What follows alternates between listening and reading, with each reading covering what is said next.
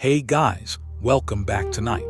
Tonight, we're going to step back more than 200 years into a world without highways, GPS, modern maps, or reliable communication. A world where a journey across America could take years, where a mountain range could completely change the course of an expedition, and where the next bend in a river could reveal something no American explorer had ever recorded. Our story begins in the summer of 1803, when the United States made one of the largest territorial purchases in its history. The Louisiana Purchase had suddenly placed an enormous stretch of North America under American control. But there was a problem. Much of this vast territory was still poorly understood by the government in Washington. President Thomas Jefferson wanted answers. What lay beyond the Missouri River? What rivers crossed the continent? How high were the mountains? What plants and animals lived in the western country, and most importantly, was there a practical route across North America to the Pacific Ocean? To find those answers, Jefferson turned to a young Army officer named Meriwether Lewis. Lewis was intelligent, curious, and deeply interested in the natural world. Jefferson personally selected him to lead the expedition, and Lewis then asked William Clark to join him. Clark was an experienced soldier and skilled surveyor, whose knowledge would become essential. Together, they would lead a small group of soldiers, hunters, boatmen, and other members into one of the greatest unexplored regions of the young United States. They did not know exactly what they would find. They did not know how difficult the journey would become. And they certainly did not know that before long, they would be standing before a wall of mountains that seemed to stretch endlessly toward the horizon. On May 14, 1804, the expedition began moving westward up the Missouri River. At first, the river was their road. Their boats carried food, weapons, tools, scientific equipment, trade goods, and everything else they believed they would need. The men pushed against the current with poles and oars, sometimes making only slow progress. Every mile took effort. Every storm could delay them. Every unfamiliar bend in the river presented another challenge, but they kept moving. As the expedition traveled farther from the settled United States, the landscape began to change. The men entered enormous grasslands where herds of bison could appear to stretch across the horizon. They hunted deer, elk, and other animals whenever they could. They recorded plants and wildlife. They measured distances and observed the terrain. But perhaps most importantly, they began meeting the native nations who already knew this continent. The West was not an empty wilderness. It was a homeland. Native communities had lived there for generations, traveled its rivers, crossed its trails, hunted its animals, and understood the changing seasons. Lewis and Clark were entering a world that was already deeply connected by trade, diplomacy, family, and history. Their survival would depend, again and again, on information that came from people who knew the land far better than they did. As summer faded into autumn, the expedition continued west. Eventually, the Missouri carried them toward the villages of the Mandan and Hidatsa peoples in what is now North Dakota. Here, the explorers would spend the winter. They built a settlement that became known as Fort Mandan. For the men, the winter was a period of preparation. They repaired equipment. They organized supplies. They recorded observations, and they listened. They needed to know what was waiting beyond the horizon. The information they received was both fascinating and troubling. Farther west were enormous mountains. Beyond those mountains were more rivers and unfamiliar territories. The expedition would need horses if it hoped to cross the mountains, and finding those horses would eventually lead them to the Shoshone people. It was during this period that another important figure became part of the expedition's story. Her name was Sacagawea. She was a young Lemhi Shoshone woman traveling with her husband, Tausink Charbonneau, and she was carrying her infant son. Few people could have imagined how important this young mother would become to an expedition attempting to cross an entire continent. But for now, winter still held the expedition at Fort Mandan. Outside the walls, the northern plains were cold and unforgiving. Inside, the men prepared for the journey ahead. They knew that once they left in the spring, they would be traveling farther into unknown country.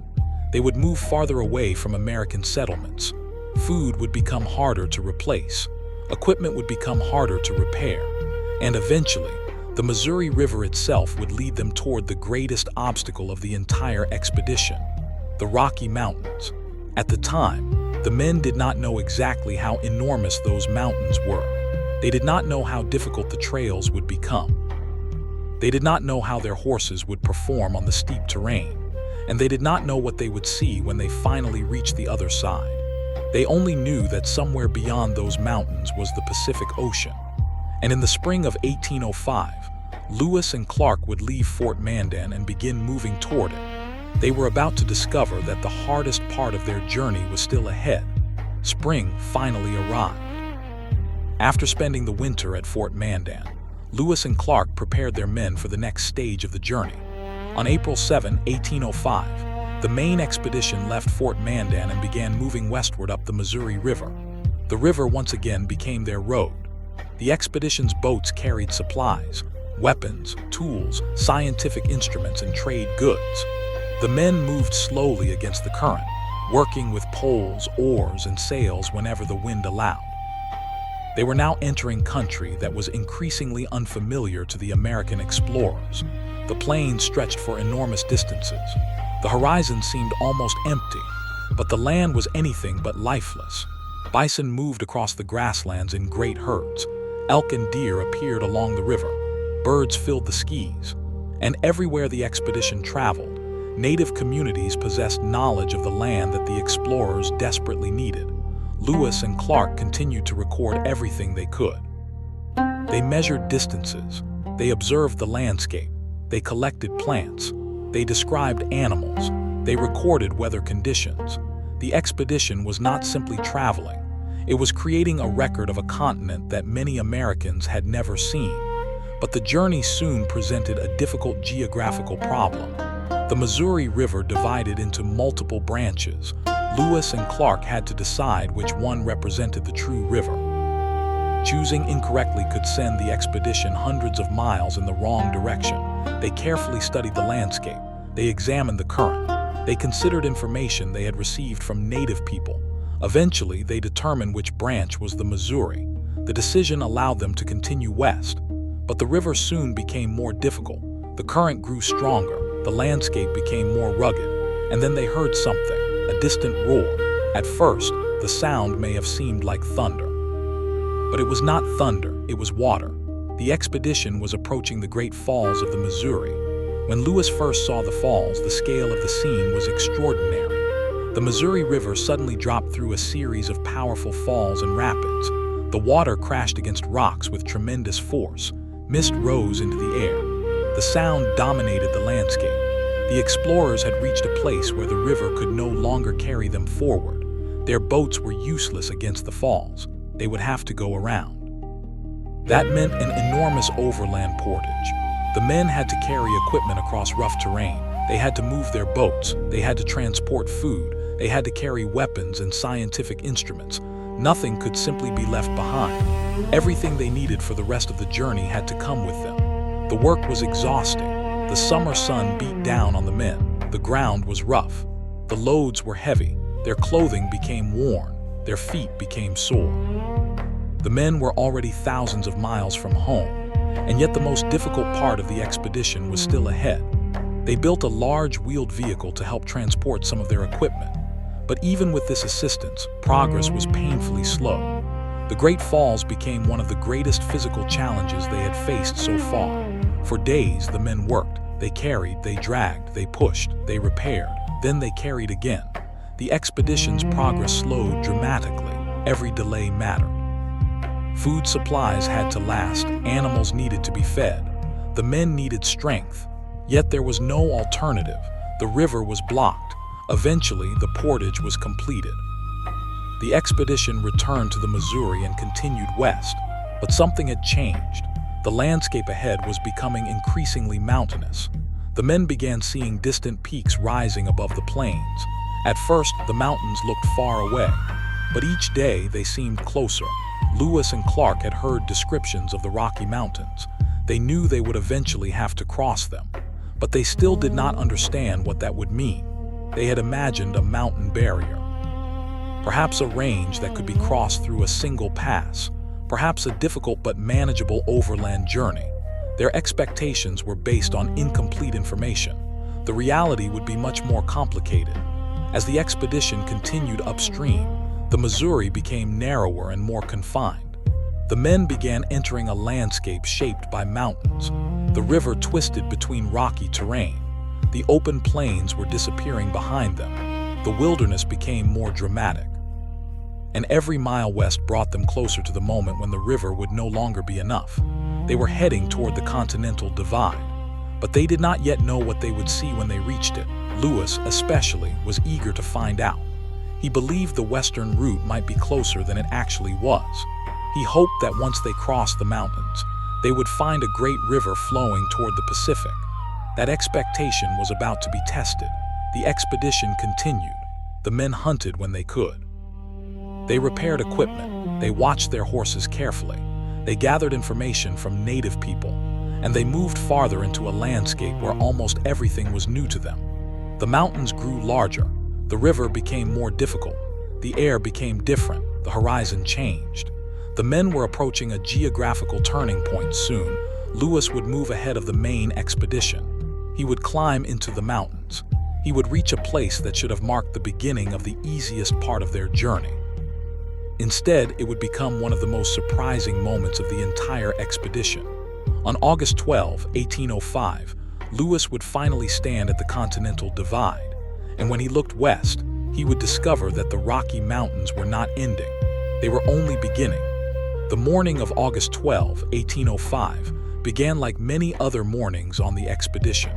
Lewis had moved ahead of the main party with a small group of men. They were searching for the route across the mountains. For months, the expedition had been following the Missouri River westward. Now the river was becoming smaller. The landscape was becoming steeper. The great mountains that had seemed distant were now all around them. Lewis believed he was approaching the place where the Missouri's waters would finally begin flowing toward the west. He expected a dramatic change. He expected perhaps a large river. He expected the route toward the Pacific to become easier. Instead, he climbed higher. The trail led through rugged terrain. The air was cooler. The vegetation changed. Eventually, Lewis reached a high point along the Continental Divide. He stopped and looked west for a moment. He may have believed that what he saw could not be correct.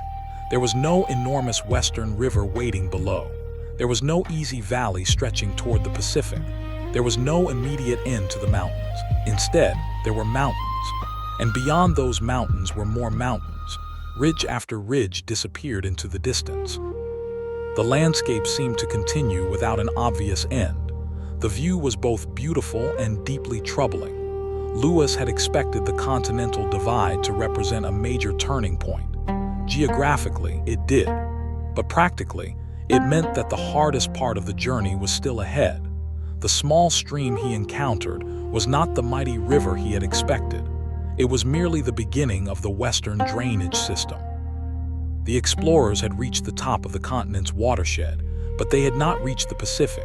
They still had to cross the mountains. And now they understood that the mountains were far larger than they had imagined. Lewis's discovery was important for another reason. The expedition had been operating with assumptions about the geography of North America. Those assumptions were changing. The continent was proving to be more complicated than the maps suggested.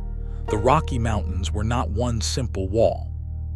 They were a massive system of ranges, valleys, forests, rivers, and high passes, and the expedition had to find a way through. Lewis returned to the main party with information about what lay ahead. The news could not have been encouraging. They needed horses. Their boats would soon become useless. They needed guidance. They needed food. And they needed a route through the mountains. Fortunately, they were approaching the territory of the Shoshone. The expedition had already learned that the Shoshone possessed horses. This was crucial. The men could not reasonably carry all their equipment across the mountains. Horses could transport supplies. They could carry heavy loads. They could make the difference between a difficult journey and an impossible one. Lewis moved ahead again. Eventually, he encountered a group of Shoshone people. The meeting was cautious. Lewis was a stranger. He was armed. He represented a distant nation the Shoshone knew little about. Communication was difficult. Lewis attempted to establish friendly relations. He presented gifts. He tried to explain the purpose of the expedition, but the most important thing he needed was clear: horses. The Shoshone had them. The expedition needed them. A negotiation began. Then came one of the most remarkable moments of the entire expedition.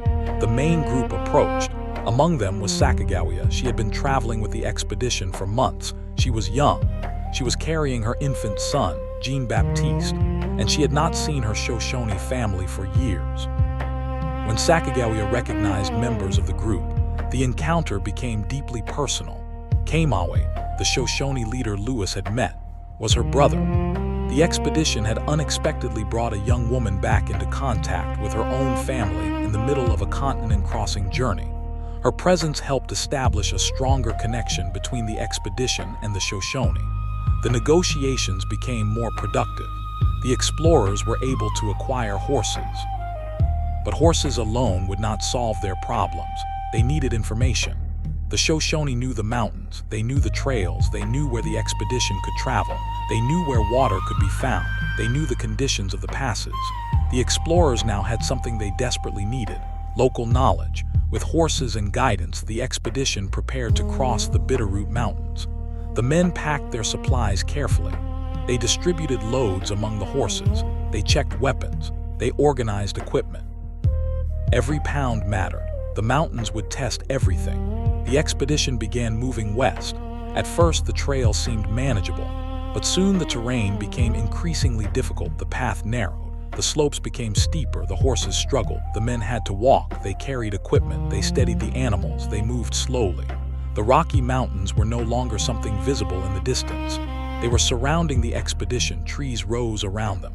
Rocky ridges blocked the horizon. Cold streams cut through the valleys. The trail climbed higher and higher. The men began to realize that the mountains were going to demand everything they had. Food became a growing concern. The expedition had relied heavily on hunting. But mountain hunting was different from hunting on the plains. Animals were not always easy to find.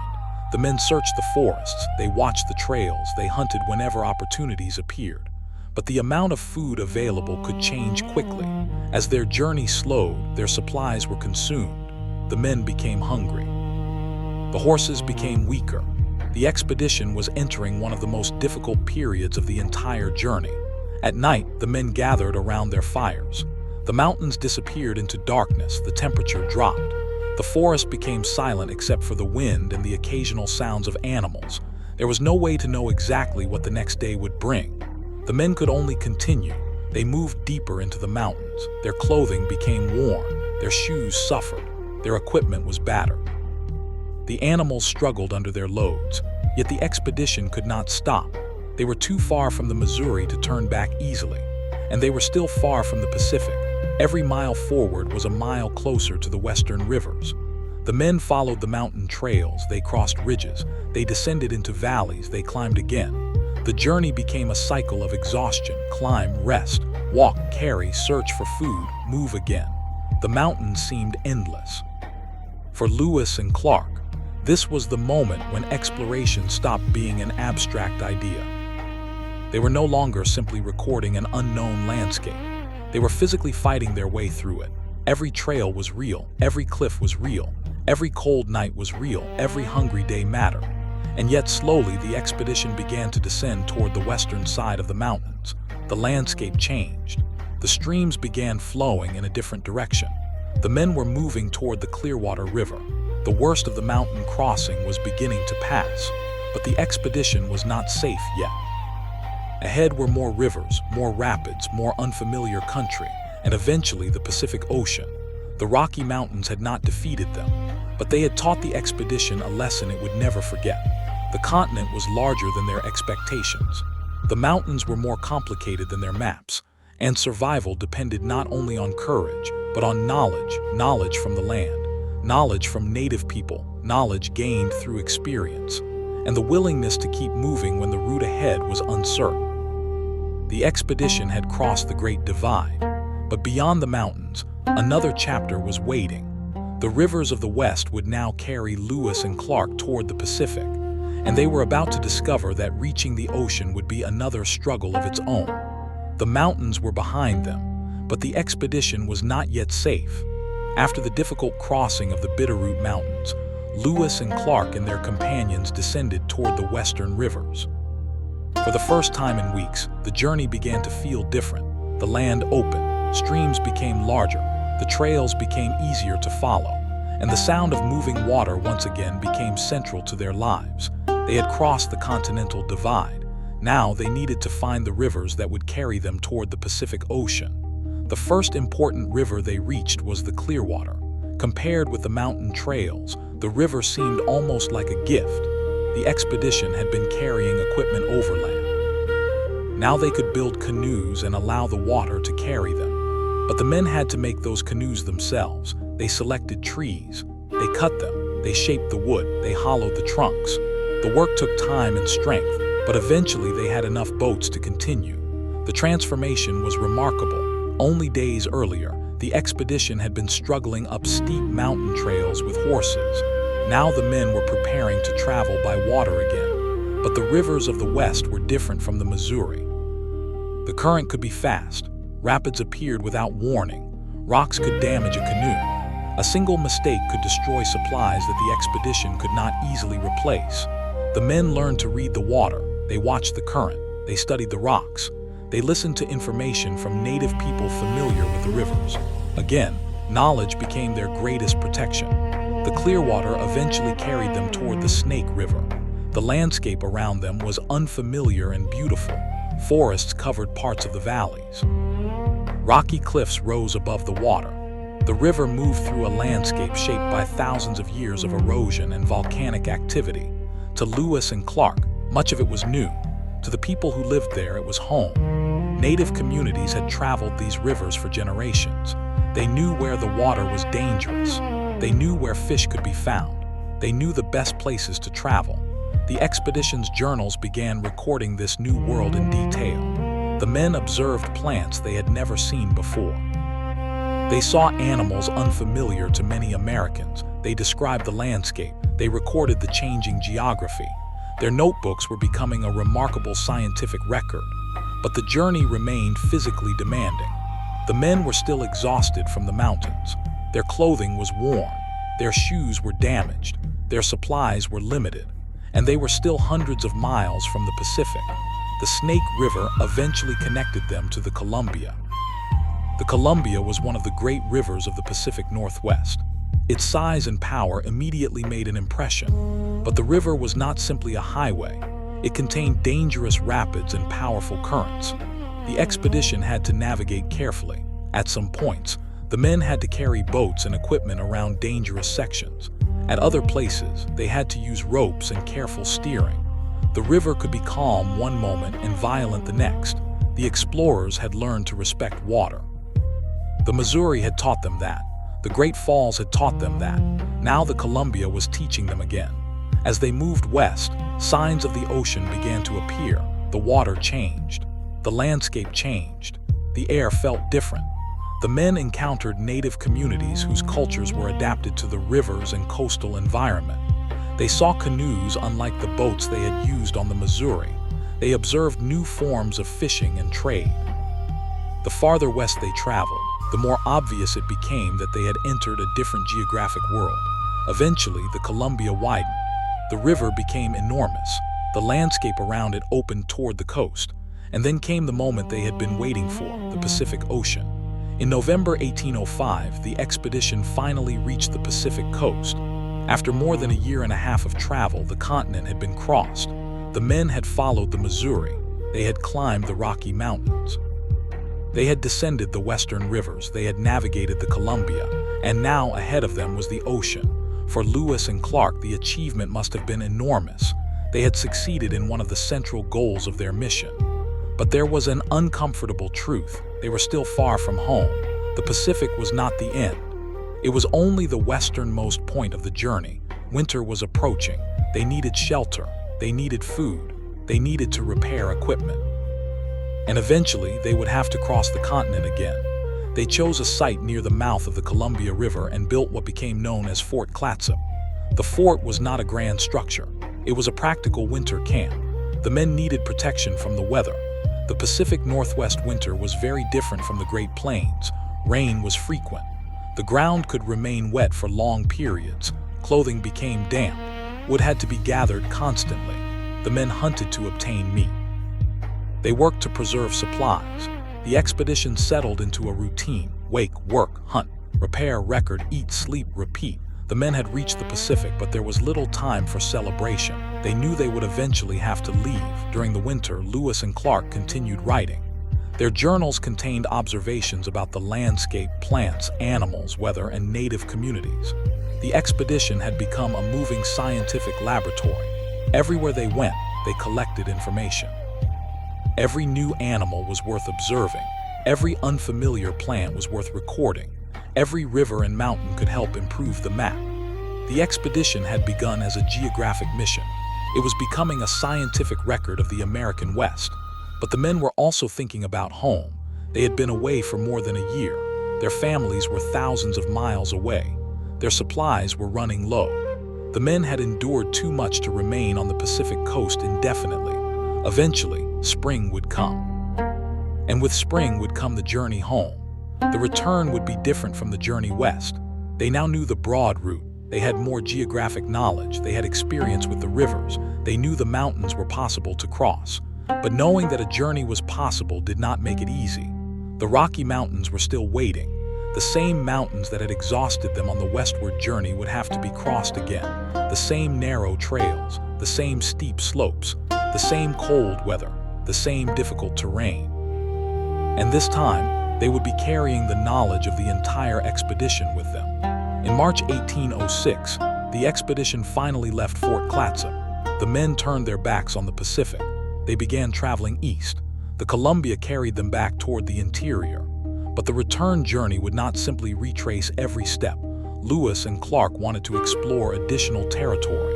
They wanted to gather more information. They wanted to make the expedition as scientifically useful as possible. Their journey home would become another exploration. And before they could reach the Missouri again, they would have to face the Rocky Mountains one more time. The mountains that had once seemed endless were waiting ahead. But this time, Lewis and Clark knew something they had not known before. They knew that beyond the mountains was home. The journey east began in the spring of 1806. Lewis and Clark had left the Pacific behind. But the hardest obstacle of their return still stood between them and home. The Rocky Mountains. They had crossed them once. Now they had to cross them again. At first, the return along the Columbia seemed manageable. The men knew the general route, and their experience from the previous journey helped them navigate the river. But familiarity did not make the country harmless. The Columbia still contained dangerous currents. The canoes still had to be handled carefully.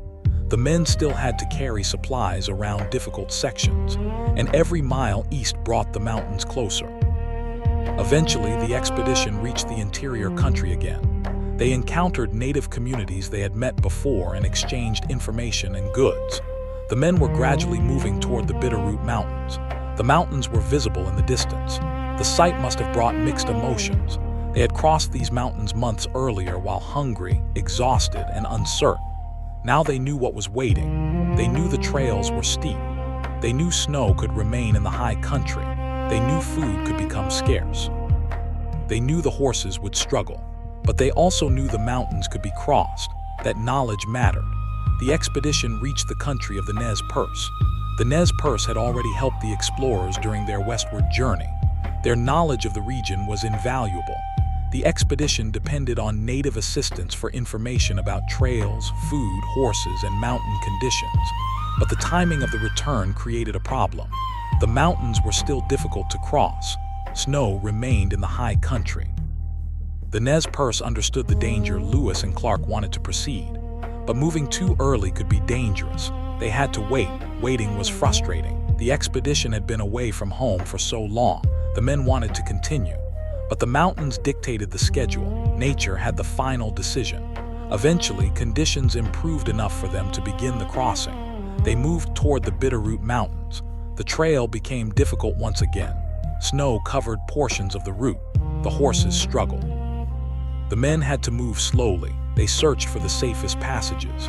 The experience was different from the first crossing because they now had knowledge of the terrain. But the physical challenge remained. The men were still tired. Their equipment was still worn. They had already traveled thousands of miles, and yet they continued. The expedition crossed the mountains. Once again, the continental divide was behind them. They were returning to the Missouri drainage. The journey was beginning to feel closer to home. But Lewis had another objective. He wanted to explore the Marias River. The expedition divided into smaller groups. This allowed Lewis and Clark to cover more territory. It also increased the risks. A larger group offered greater protection. Smaller groups could move faster and explore more. Lewis chose to travel north toward the Marias. He was still gathering information. The map was not complete. The geography of the region remained uncertain.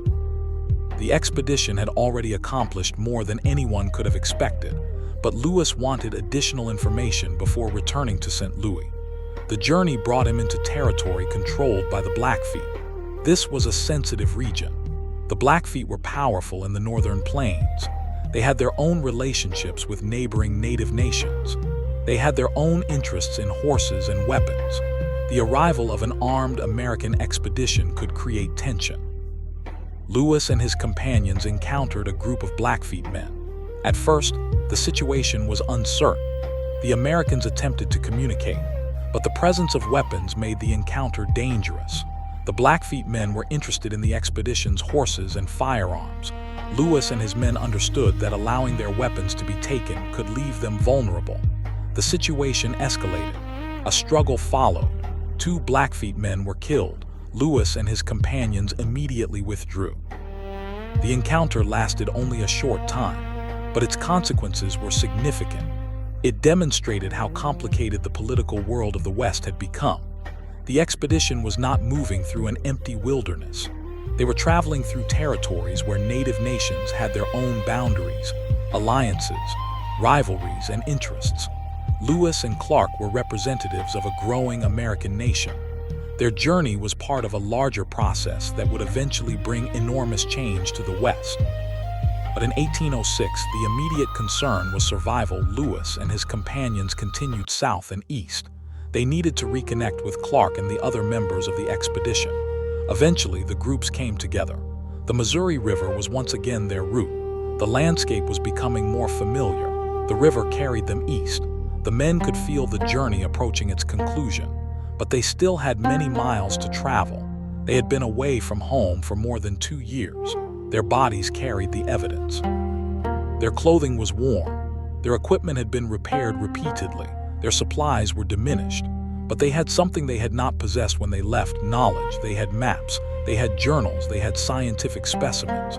They had information about the geography of the West. They had stories about the people and landscapes they had encountered. And they had crossed the continent. As they continued down the Missouri, the men passed through country they had seen before, but the landscape must have looked different. The expedition members themselves had changed. They had spent years traveling together. They had experienced danger together. They had endured hunger together. They had crossed mountains together. They had reached the Pacific together. Now they were almost home. The final stages of the journey were comparatively easier. The Missouri was carrying them downstream. The current helped. The men no longer had to push constantly against the river. Progress increased. The expedition moved faster.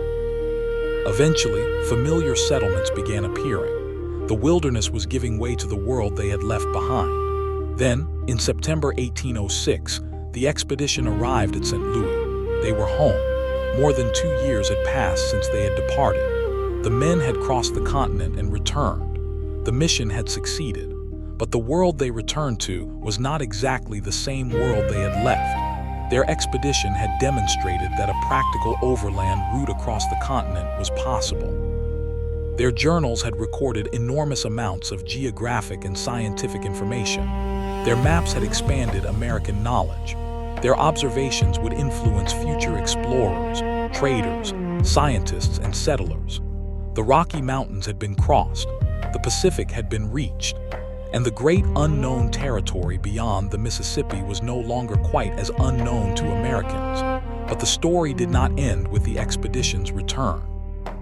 In many ways, the return to St. Louis marked the beginning of another chapter. The information Lewis and Clark brought back would help shape American ideas about the West. Their reports would encourage further exploration. Their maps would influence future journeys. Their descriptions would contribute to a growing American interest in Western lands. And over the following decades, the West would change dramatically. Roads would appear, trading posts would grow, settlements would expand. Later, railroads would cross the continent. The landscape Lewis and Clark had experienced as a vast network of rivers, trails, forests, and mountains would become increasingly connected to the expanding United States. But the Rocky Mountains would remain. The same peaks that had surprised Lewis in 1805 would continue to dominate the landscape. For the explorers, those mountains had represented uncertainty. For later generations, they would become symbols of the American West. Yet it is important to remember what the expedition actually experienced. They did not travel through a world without people. They traveled through homelands. They relied on native knowledge. They encountered nations with histories much older than the United States. They entered political landscapes they did not fully understand. Their journey became part of a larger story of American expansion that would have profound consequences for native peoples. That complexity is part of the history. Lewis and Clark were explorers. They were also representatives of a young nation that was beginning to look westward with increasing ambition. Their expedition documented the land, and that documentation helped make future expansion easier. The map they created was not merely a record, it became a tool for the future. But perhaps the most remarkable part of their journey was not the map. It was what happened when the map failed. When the river divided, they had to choose. When the Great Falls blocked their boats, they had to carry everything around them. When the mountains appeared, they had to find a route. When food became scarce, they had to hunt and adapt. When communication failed, they needed interpreters. When the trail disappeared beneath snow, they had to wait. And when the mountains seemed endless, they continued anyway. That was the real meaning of going beyond the map. The map could tell them where they had been. It could not guarantee what they would find next. The expedition had to discover that for itself. And that discovery came one difficult mile at a time. The expedition was finally home, but the story of what Lewis and Clark had accomplished was only beginning to spread. In St. Louis, the men were greeted with excitement. For more than 2 years, many Americans had not known whether the expedition was alive or dead. There had been no regular communication. No messages could travel quickly across the continent. No newspaper could report their progress. The people who had remained behind simply had to wait. And then, suddenly, the explorers returned. They brought journals filled with observations. They brought maps. They brought descriptions of rivers, mountains, animals, plants, and native nations. They had stories that sounded almost unbelievable. They had crossed an enormous portion of North America and reached the Pacific Ocean. But perhaps the most important thing they brought home was evidence. Evidence that the continent was far more complicated than many Americans had imagined. The Rocky Mountains were not simply a distant line on a map. They were a vast system of ranges and valleys. The western rivers were not merely rumors. They were real waterways connecting enormous regions. The Pacific Northwest was not an unreachable edge of the world. It was part of a continent that could be crossed. For Thomas Jefferson, the expedition was an enormous success. He had wanted information. Lewis and Clark had returned with volumes of it. Their journals described hundreds of plants and animals. Some were familiar, others were new to American science. Lewis had carefully recorded observations of wildlife and vegetation. Clark had produced maps and geographical measurements. Together, their records created one of the most important first-hand accounts of the American interior during the early 19th century. But the expedition's records also revealed something that no map could completely capture. The West was already inhabited. The explorers had encountered many native nations. They had traveled along established trails. They had witnessed complex trading networks. They had learned that information about rivers, mountains, horses, weather, and food could be more valuable than any piece of equipment they carried. Without native assistance, many parts of the expedition would have been far more difficult. Sacagawea became one of the best-known figures associated with the journey. Her presence had helped the expedition communicate with Shoshone people and obtain horses. She had traveled through dangerous country while caring for a newborn child. But her story was also more complicated than the simple heroic image sometimes presented later. She was a young Shoshone woman living in a world shaped by native politics, warfare, trade, family relationships, and the growing presence of outsiders. Her importance to the expedition was real, but she was not simply a symbol created for the expedition. She had her own life, her own family, and her own history. The same was true of York. He had traveled thousands of miles with the expedition. He participated in difficult work. He hunted. He crossed rivers. He traveled through the mountains. He interacted with native people, and his presence sometimes attracted curiosity because of his appearance. Yet York remained enslaved. The expedition's success therefore existed alongside one of the great contradictions of American history. The United States had declared ideals of liberty, while slavery remained deeply embedded in American society. The expedition crossed a continent during a period when the nation's future was still uncertain. It was a young republic. Its territory was expanding. Its ambitions were expanding. And its contradictions were expanding too. The journey westward would eventually have consequences that Lewis and Clark could not fully imagine. Their maps would help future travelers. Their descriptions would encourage traders. Their reports would inspire additional expeditions. More Americans would travel west, and eventually, settlers would move into regions that Lewis and Clark had described. For the people already living there, the consequences would be enormous. The expedition itself was small. Only a few dozen people traveled together for most of the journey, but the information they returned with had a much larger reach. A map can travel farther than the person who drew it. A journal can survive longer than the person who wrote it, and a description of a distant land can inspire thousands of people to travel there. That is one reason the Lewis and Clark expedition became so important. They did not simply travel across the continent. They changed how Americans imagined the continent. Before the expedition, the West contained enormous gaps in American knowledge. Afterward, those gaps were smaller still. Many questions remained. The expedition had not explored every valley. It had not mapped every mountain. It had not visited every native nation. It had not uncovered every river. The continent remained enormous. But the blank spaces were shrinking. Lewis and Clark had pushed the edge of known American geography farther west, and they had done it at enormous personal cost. The journey had tested their bodies, their patience, their judgment, their relationships, their ability to adapt. There were moments when the expedition could easily have failed. The Great Falls could have ended the journey. The Rocky Mountains could have trapped them. Hunger could have weakened them beyond recovery. A dangerous river could have destroyed their boats. A confrontation with a native nation could have turned deadly. A severe winter could have caused illness or death.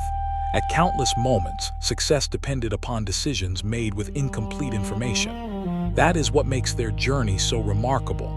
They were not simply brave men walking confidently through an unknown land.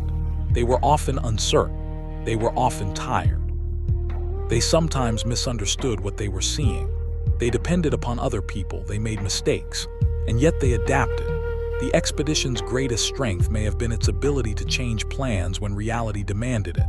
When the river stopped being useful, they traveled overland. When mountains blocked their path, they searched for passes. When horses were needed, they negotiated for horses. When local knowledge was required, they sought it. When weather made travel impossible, they waited. Exploration was not about forcing the landscape to obey. It was about learning how to move through it. And nowhere was that lesson clearer than in the Rocky Mountains. Those mountains had been the great unknown of the journey. Lewis had imagined what they might look like. Then he saw them, and they were larger than expected. He crossed them, and they were harder than expected. He reached the western side, and there were still hundreds of miles to go. Then he crossed them again, and eventually he returned home. The mountains had not disappeared. The uncertainty had, at least for that route. That is an important distinction. The expedition did not conquer the Rocky Mountains. It learned how to cross them. The mountains remained exactly where they had always been.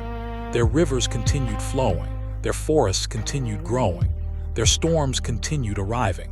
The explorers changed.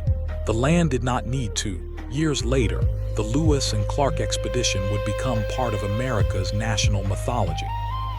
The story would be retold in books, classrooms, museums, monuments, films, and historical accounts. The explorers would become symbols of courage and discovery. But real history is usually more complicated than mythology. The expedition was an achievement of exploration and scientific observation.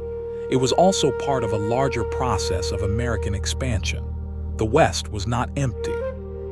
The native peoples encountered by Lewis and Clark had their own nations, languages, traditions, and political systems.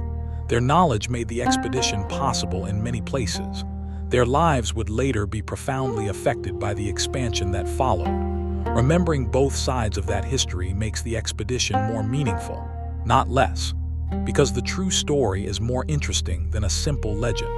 It is the story of people moving through a continent that was already full of life. It is the story of cultures meeting. It is the story of science and geography. It is the story of survival. It is the story of ambition. And it is the story of uncertainty. Imagine again that mountain ridge in August 1805. Lewis has climbed through difficult country. He is exhausted. His companions are behind him. The air is cold. The landscape stretches beneath him. He expects to see a great western river. Instead, he sees mountains, more mountains. The horizon seems endless. At that moment, the map in his mind changes. The journey ahead suddenly becomes longer. The food supplies will have to last. The horses will have to survive. The men will have to keep moving. And nobody knows exactly what lies beyond the next ridge. That moment captures the entire expedition. Because exploration is not simply reaching a destination. It is confronting the moment when your expectations meet reality. Lewis and Clark had begun with a mission. They had a map. They had instructions. They had equipment. They had men. But the continent had the final say. The rivers determined their speed. The mountains determined their route. The weather determined their timing. The availability of food determined their strength. Native knowledge often determined their survival. And the men had to respond to all of it. That is why the journey remains fascinating more than 2 centuries later. Modern travelers can cross the same continent with extraordinary speed. A plane can cross the country in a few hours. A car can cross the Rocky Mountains in a single day. A satellite can photograph the entire landscape. A phone can display a detailed map instantly. But Lewis and Clark experienced the continent at walking speed. They heard the rivers. They felt the cold. They smelled the forests. They carried their equipment. They watched the mountains grow closer one day at a time. Their journey was measured not in minutes, but in seasons. Spring became summer. Summer became autumn. Autumn became winter. Then winter became spring again. By the time they returned, more than 2 years had passed.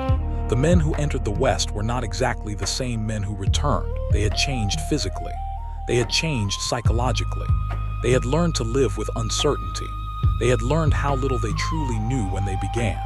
And they had learned that the best way to survive the unknown was to observe, adapt, listen, and continue.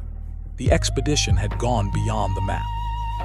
But perhaps the greatest lesson was that the map itself was never the whole story. A line on paper could show a river. It could not show the exhaustion of paddling against its current. A mountain range could be drawn with a few strokes. It could not show the cold of a mountain pass.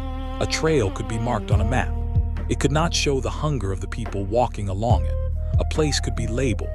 But the people who lived there had their own names for it, their own histories, and their own memories. Lewis and Clark recorded what they saw. History would later record what came after them. And the story of the American West would become far larger than the expedition itself. But for one extraordinary period between 1804 and 1806, a small group of travelers pushed into a continent whose scale challenged everything they expected. They crossed the Missouri.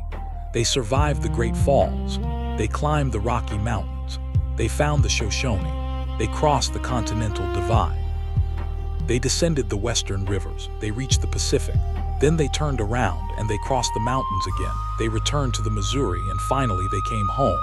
The expedition had begun with a question.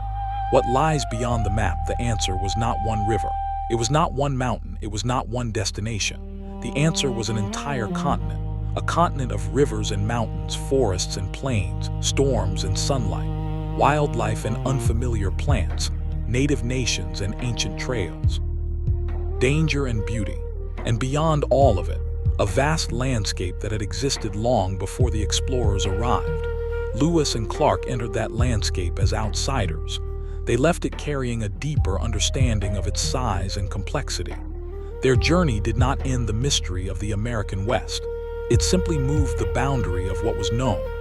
And perhaps that is why the story still feels so powerful.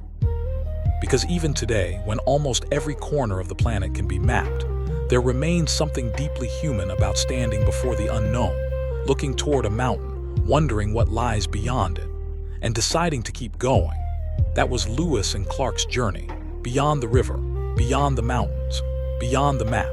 The story of the expedition did not end when the men stepped back into St. Louis. In some ways, that was when the meaning of their journey became clearer. For more than 2 years, the expedition had existed almost completely apart from the ordinary rhythm of American life. The men had lived according to rivers, weather, hunting opportunities, mountain trails, and the changing seasons. Their days had been determined by the land rather than by clocks or schedules. Now they were back in a society that seemed strangely familiar. Buildings stood where they expected them. People spoke languages they understood. Food could be purchased instead of hunted. Tools could be repaired without having to make them from whatever materials happened to be available. News could travel through newspapers and letters. Yet the men themselves carried memories of a world most people around them had never seen. They had seen enormous herds of bison moving across the plains. They had watched the Missouri change from a powerful river into a smaller stream. They had stood beneath the Rocky Mountains. They had crossed landscapes where a person could travel for days without seeing an American settlement. They had watched the Pacific Ocean for the first time, and they had met people whose cultures were completely different from their own. Their journals became the bridge between those worlds. Lewis and Clark had written almost constantly during the expedition. Their observations were practical, scientific, geographic, and personal. Some entries were carefully measured descriptions. Others recorded difficult days. Some described animals in great detail. Others mentioned hunger, exhaustion, weather, or encounters with native communities. Together, these writings created a portrait of the West at a particular moment in history. It was a moment that would not last. The America that Lewis and Clark returned to was changing rapidly.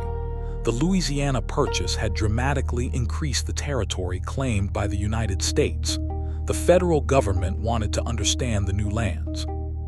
Merchants wanted information about trade. Hunters and trappers wanted information about valuable animal populations.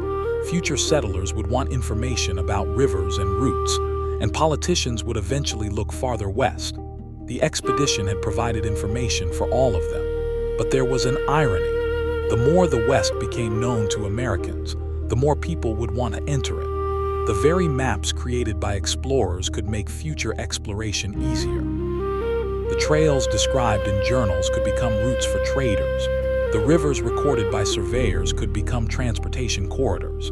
The mountains that once seemed impossible could eventually be crossed by roads and railroads. Knowledge could transform geography. A place that seemed impossibly distant could become reachable once people understood how to get there.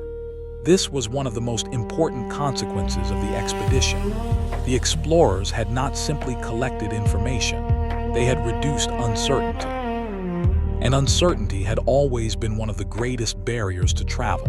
Before Lewis and Clark, an American considering a journey west had to rely heavily on incomplete reports, rumors, native information, traders' accounts, and imperfect maps. After the expedition, there was a much clearer picture, still incomplete, still imperfect, but better, and that difference mattered. Yet there was another side to the story. The land Lewis and Clark described was already part of established indigenous worlds. The expedition's maps did not create the trails they followed. The rivers were not discovered by the explorers in the sense that they had never existed before. The mountains were not unknown to the people who lived near them. The expedition was discovering these places for a particular American audience. That distinction is essential when looking back at the journey. The word discovery can sometimes hide the fact that people were already living in a place. For Native communities, the arrival of Lewis and Clark was not the discovery of their homeland. It was the arrival of outsiders. Some encounters were peaceful, some were diplomatic, some were tense, some became violent. The expedition depended heavily on relationships with Native people, even while representing a government whose influence would eventually expand much farther west. That contradiction would become increasingly important during the decades that followed. For Lewis himself, the years after the expedition were complicated. He became famous. President Jefferson appointed him governor of the Louisiana Territory, but fame did not automatically make his later life successful. The responsibilities of governing such a vast territory were enormous. There were political disputes, financial problems, administrative difficulties. The transition from explorer to government official was not simple. William Clark's later career took a different path. He remained involved in Western affairs and eventually became an important government official. His knowledge of native nations and Western geography made him valuable to the expanding United States. The two men who had once stood together before the Rocky Mountains would continue to influence the history of the American West in different ways. But the expedition itself became larger than either man. The name Lewis and Clark eventually became attached to the entire journey. And as the 19th century progressed, their expedition became part of the American imagination. Stories about the journey were repeated, maps were published, books were written. The explorers became symbols. Sometimes those symbols were simplified. The complicated reality of the expedition could disappear beneath a heroic story about brave men entering an untouched wilderness. But the real story was more interesting. They were brave, but they were also uncertain. They were capable, but they made mistakes. They were explorers, but they depended upon people who knew the country better than they did. They gathered scientific information, but they were also participants in American expansion. They experienced extraordinary beauty, but they also experienced hunger, fear, exhaustion, and violence. History becomes more meaningful when all of those elements are allowed to exist together. The expedition's scientific achievements were particularly important. Lewis had been instructed to observe plants, animals, minerals, geography, and other natural features. He took that responsibility seriously. Some animals they encountered were completely unfamiliar to Eastern Americans. The descriptions of species such as the pronghorn, prairie dog, and grizzly bear helped expand scientific knowledge. The grizzly bear was especially memorable. The men quickly learned that these animals were powerful and dangerous. Their encounters with grizzlies became some of the most dramatic stories in the journals. The expedition members sometimes pursued animals that seemed almost impossible to kill. Their experiences revealed how different the wildlife of the West could be from the animals familiar to people living in Eastern settlements. Lewis also collected plants. Some were carefully preserved, others were described in detail. The expedition's scientific records were not perfect by modern standards. The men did not have modern genetics, ecology, satellite imagery, or laboratory equipment, but their observations were valuable because they were firsthand. They were seeing the landscape directly. They were writing down what they encountered, and they were doing so at a time when scientific knowledge of the interior continent was limited. William Clark's maps were equally significant. Mapping a landscape without modern surveying technology was difficult. The explorers relied on instruments, observations, compass readings, estimates, and information from people they met. Errors were inevitable, but even an imperfect map could be enormously useful. A river drawn in approximately the correct location could help another traveler. A mountain pass identified by name could become a future route. A note about a dangerous rapid could save lives. Information accumulated. The continent became gradually more understandable, and yet there remained enormous spaces that the expedition had never visited. The West was still vast. The Great Basin remained mysterious. The Southwest remained largely outside the expedition's route. The northern regions remained incompletely known to Americans. Even the territory they had crossed contained countless places they had never explored. Lewis and Clark had not finished the work of understanding the continent. They had opened another door. Other explorers would follow. Some would travel for science, others for trade, others for military purposes, others for settlement. And some would travel because the possibility of the West had captured their imagination. The idea of moving beyond the familiar became increasingly powerful. The Rocky Mountains, once viewed as an enormous barrier, became a challenge. The Pacific became a destination. The Oregon country became a subject of political competition. The American presence west of the Mississippi gradually expanded. The expedition therefore became part of a much larger historical process. Its members could not see the future. They could not know that within decades, wagon trains would cross portions of the continent. They could not know that railroads would eventually cut through the mountains. They could not know that towns and cities would rise in places where they had seen forests, grasslands, and native villages. They could not know how dramatically the lives of the people they met would change. They could only record what they saw, and perhaps that is why their journals remain so valuable. They captured a moment before many of those transformations occurred. The West they saw was not untouched, but it was different from the West that would emerge later. Their journey preserved a glimpse of landscapes and communities at the beginning of a period of enormous change. Consider the Rocky Mountains once again. Today, millions of people travel through them. Tourists stop at viewpoints. Cars climb paved roads, trains cross mountain passes, aircraft fly overhead. Modern maps show every major peak and valley. But Lewis and Clark had none of that certainty. When they entered the mountains, a mistake could mean hours or days of additional travel. A wrong turn could consume food. A damaged horse could slow the entire expedition. A sudden snowstorm could force them to stop. A river crossing could become dangerous. The mountains were not merely scenery. They were an active part of the expedition's survival problem. The men had to pay attention to everything: the slope of the trail, the condition of the horses, the direction of the water, the weather, the availability of firewood, the possibility of finding game, the location of native trails. Nothing could be taken for granted. That kind of attention changed the way they experienced the landscape. A modern traveler might see a beautiful valley. An explorer might see water, a shelter, a hunting opportunity, a possible route, a danger, or a dead end. The same landscape can mean completely different things depending on what a person needs from it. For Lewis and Clark, the West was beautiful, but beauty was never enough. They needed the land to sustain them. They needed rivers to carry them. They needed trails to guide them. They needed animals for food. They needed trees for boats and fires. They needed people who could tell them where to go. The wilderness was not simply something to admire. It was something they had to understand. And slowly they did, not perfectly, not completely, but enough to survive. Their survival was also a group achievement. The expedition is often remembered through Lewis and Clark, but dozens of people contributed. There were soldiers, hunters, boatmen, interpreters, servants, guides, and people whose names appear only briefly in the historical record. Some of them performed essential work without receiving the recognition given to the leaders. They repaired boats, they hunted. They carried supplies, they cooked, they built camps, they navigated rivers, they guarded the expedition, they helped maintain order.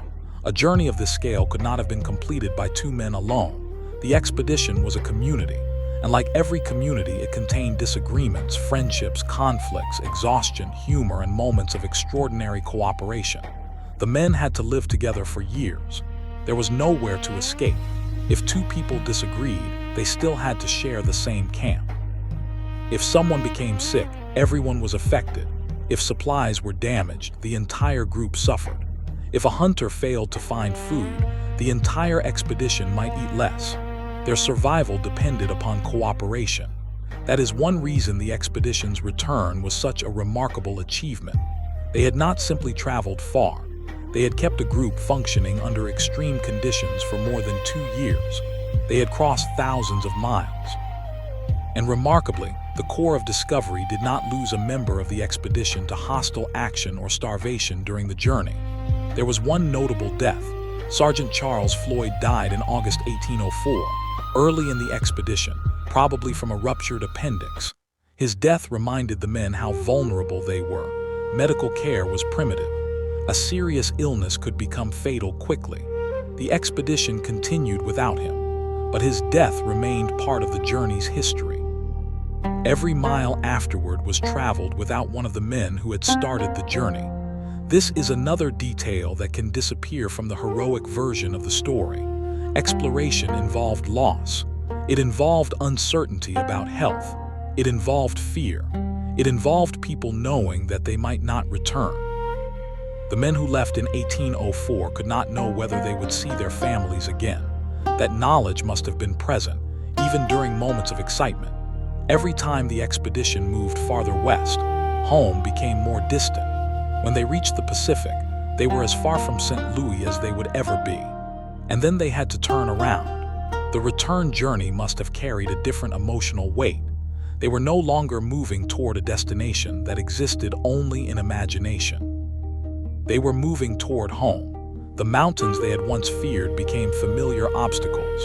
The rivers they had once struggled to understand became known routes. The landscapes that had once seemed mysterious now carried memories. They had learned the continent by traveling through it. And when they finally reached St. Louis, the journey that had once seemed almost impossible was complete. But perhaps the most enduring image is still the simplest: a group of people standing in an enormous landscape. A map spread across the ground, a river flowing past, mountains rising in the distance, a small fire burning as evening arrives. And beyond the light of that fire, thousands of miles of unknown country. That image captures what exploration meant in the early 19th century. The unknown was not hidden behind a computer screen. It was outside the camp. It was beyond the next ridge. It was across the river. And sometimes it was so enormous that the explorers could not even imagine its full scale. Lewis and Clark went anyway. They followed the Missouri west. They crossed the Great Falls. They entered the mountains. They found the Shoshone. They crossed the Continental Divide. They descended toward the Pacific. They reached the ocean. Then they turned east. They crossed the mountains again. And they returned home carrying a continent's worth of observations. Their journey changed the map. But the map changed them too.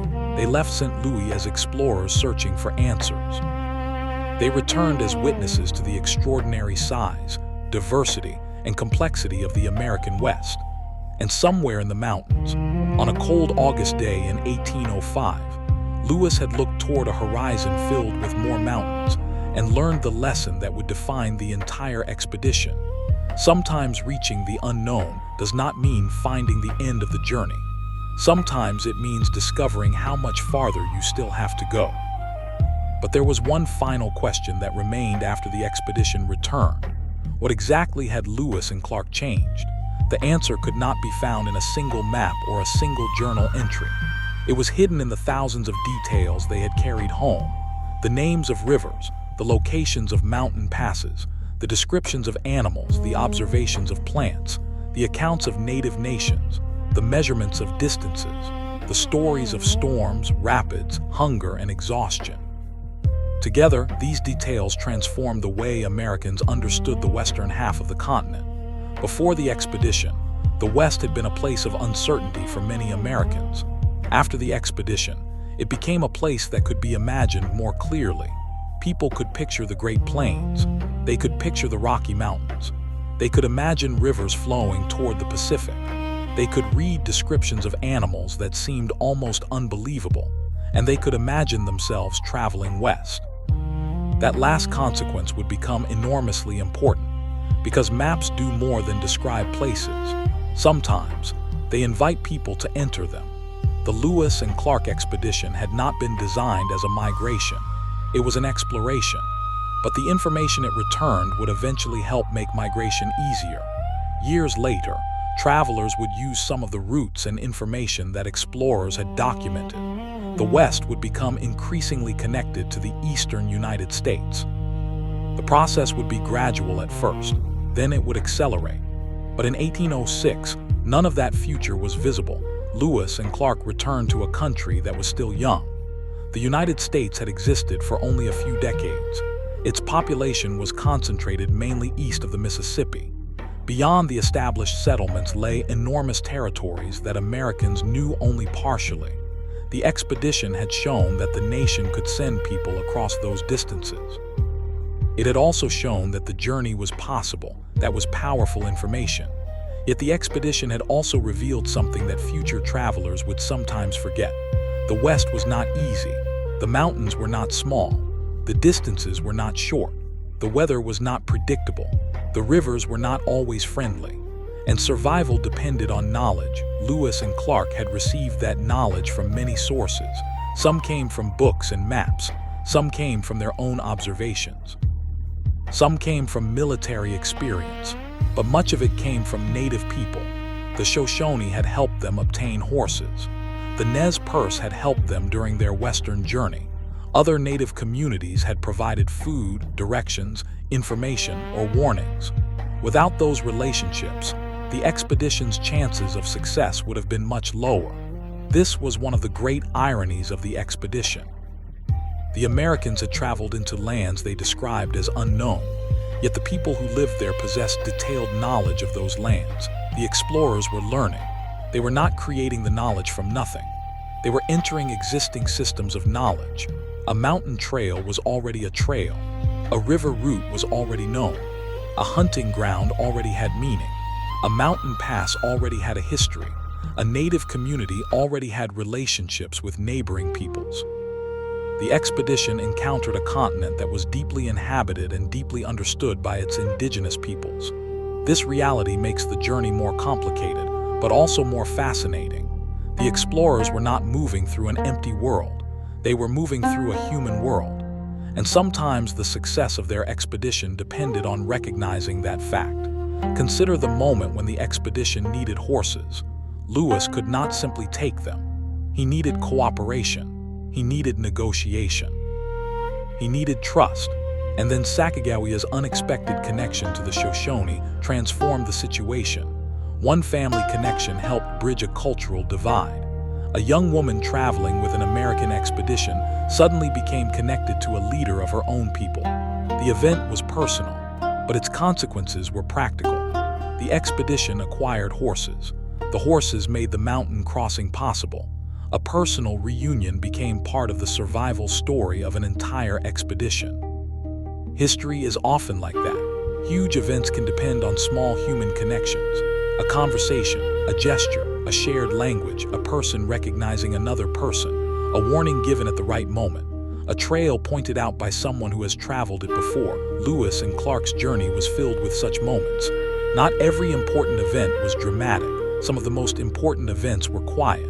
A guide explaining a route, a hunter finding game, a boatman steering through a rapid, a person repairing a damaged tool, a soldier sharing food, a native family providing information. The expedition survived because hundreds of small decisions worked together. And that is perhaps why the story feels so different when viewed closely. From a distance, it looks like one grand adventure. Up close, it was a long series of problems. One problem after another. Where will we sleep? Where will we find food? Which river should we follow? Can the horses make it? Can the boats pass? Which mountain pass is safest? Who can interpret this language? Will the weather allow us to continue? How much farther is the next camp? The expedition rarely had the luxury of solving everything at once. They solved today's problem, then tomorrow's problem arrived, and then another. That rhythm continued for more than 2 years. It was exhausting. But it was also how exploration actually worked. There was no single moment when the men suddenly understood the entire continent. Understanding accumulated slowly. One observation at a time, 1 mile at a time, one conversation at a time, one mountain at a time. By the end, the expedition possessed something remarkable, not perfect knowledge, but practical knowledge. They knew enough to return. And sometimes that is the difference between exploration and disaster. The Rocky Mountains remain perhaps the greatest symbol of that uncertainty. On the westward journey, the mountains had appeared almost like a wall. Lewis had reached the continental divide expecting to see a western river. Instead, he saw more mountains. That moment changed his understanding. But the expedition adapted. They found the Shoshone, they acquired horses, they received guidance, they crossed the Bitterroot Range, they descended toward the western rivers. Then months later, they faced the same mountains again. This time, the mountains were not unknown. They were still difficult. But they were familiar. The explorers knew that a route existed.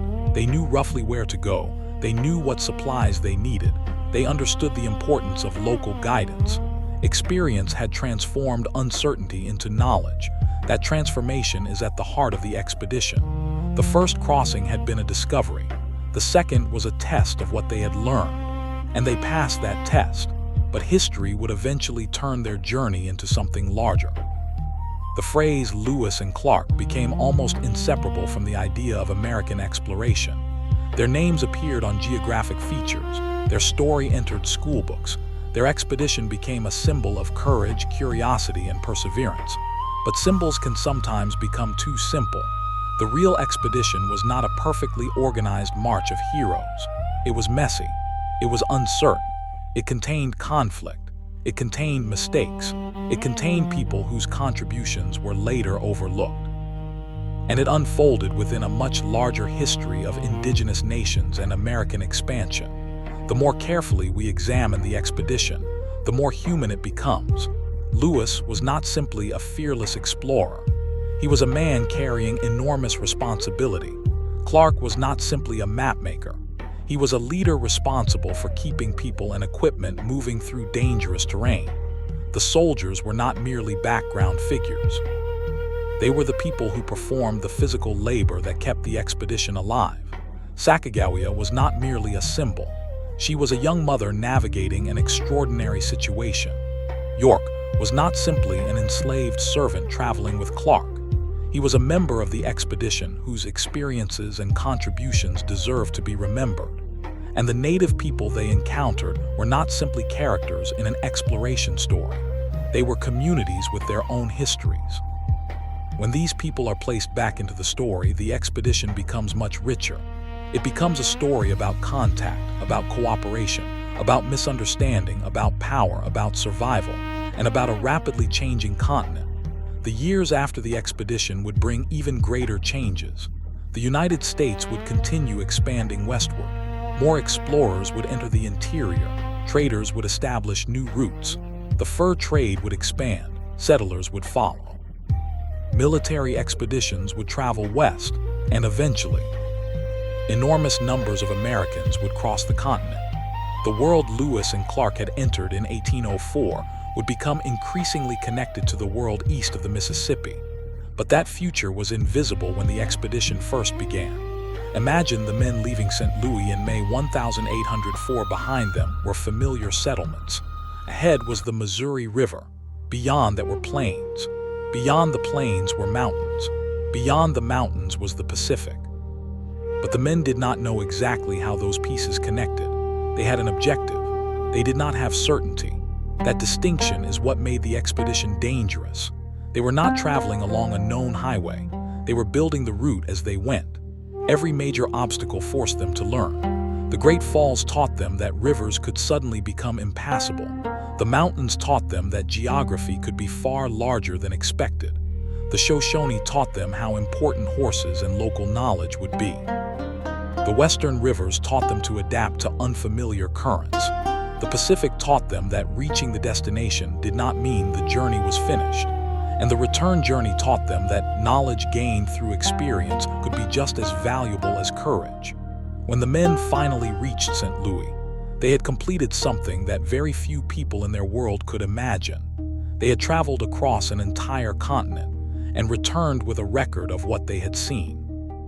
But perhaps the most extraordinary part is how fragile the achievement sometimes was. A broken boat could have caused serious problems. A shortage of food could have weakened the expedition. A mountain storm could have trapped them.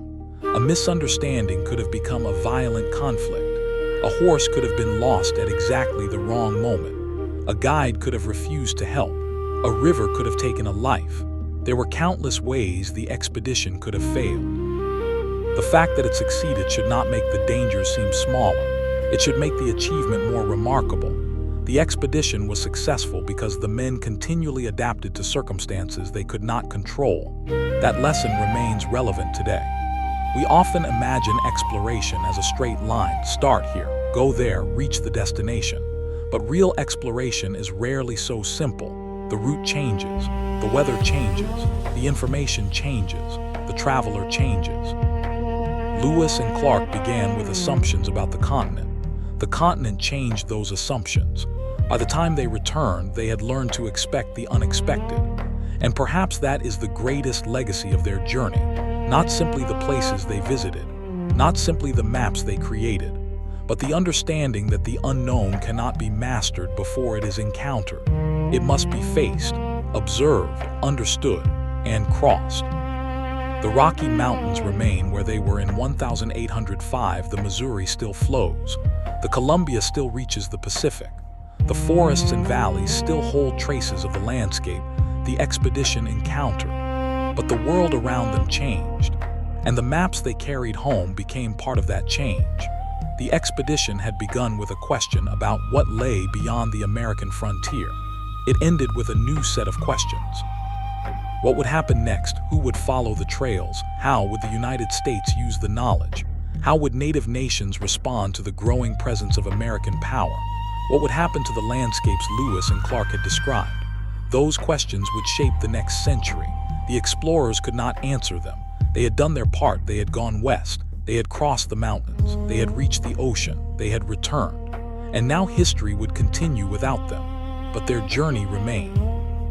A story preserved in journals, a route preserved on maps, a landscape preserved in memory, and a lesson preserved in the simple fact that the continent had once seemed almost impossibly large. For the men of the Corps of Discovery, the unknown was not an idea. It was a mountain in front of them, a river beneath their canoe, a dark forest beyond the firelight, a trail disappearing into snow, a distant horizon they could not yet explain. And every time they encountered it, they had a choice: stop, turn back, or continue. They continued, and that decision carried them from the Missouri River to the Pacific and back again, beyond the map, beyond the mountains, and into history. The expedition's story, however, can be understood even more deeply by looking at the landscape itself. The country Lewis and Clark crossed was not simply a collection of obstacles between St. Louis and the Pacific. It was a living system. The rivers connected distant regions. The plains supported enormous herds of animals. The forests provided wood, shelter, and food. The mountains controlled weather and water. And the people living across these regions had developed ways of understanding all of it. For the explorers, learning that system was essential. At the beginning of the journey, the Missouri River had seemed like a road. But as they traveled farther west, they discovered that a river could be many things at once. It could be a highway. It could be a source of food. It could be a boundary. It could be a danger. It could also be a guide. The Missouri carried them toward the heart of the continent, but it also forced them to work constantly. The men pushed their boats against currents. They pulled them around obstacles. They anchored them during storms. They watched the water level. They learned to recognize changes in the river. Every day on the Missouri taught them something. And eventually, the river itself told them that they were approaching the mountains. The change was gradual. The plains did not suddenly disappear. Instead, the horizon began to rise. Distant ridges appeared, then larger ridges, then mountains. For men who had spent so much time surrounded by open plains, the sight must have been overwhelming. On the plains, a person could see enormous distances. The horizon was wide. The sky seemed almost limitless. In the mountains, the world became compressed. A ridge could hide an entire valley. A forest could conceal a trail. A narrow canyon could prevent travelers from seeing what lay ahead. The explorers had to change the way they moved.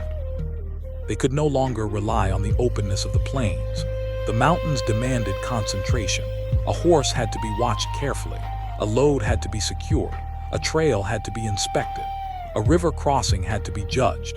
The men were entering a landscape where small mistakes could become large problems. And then there was the question of altitude.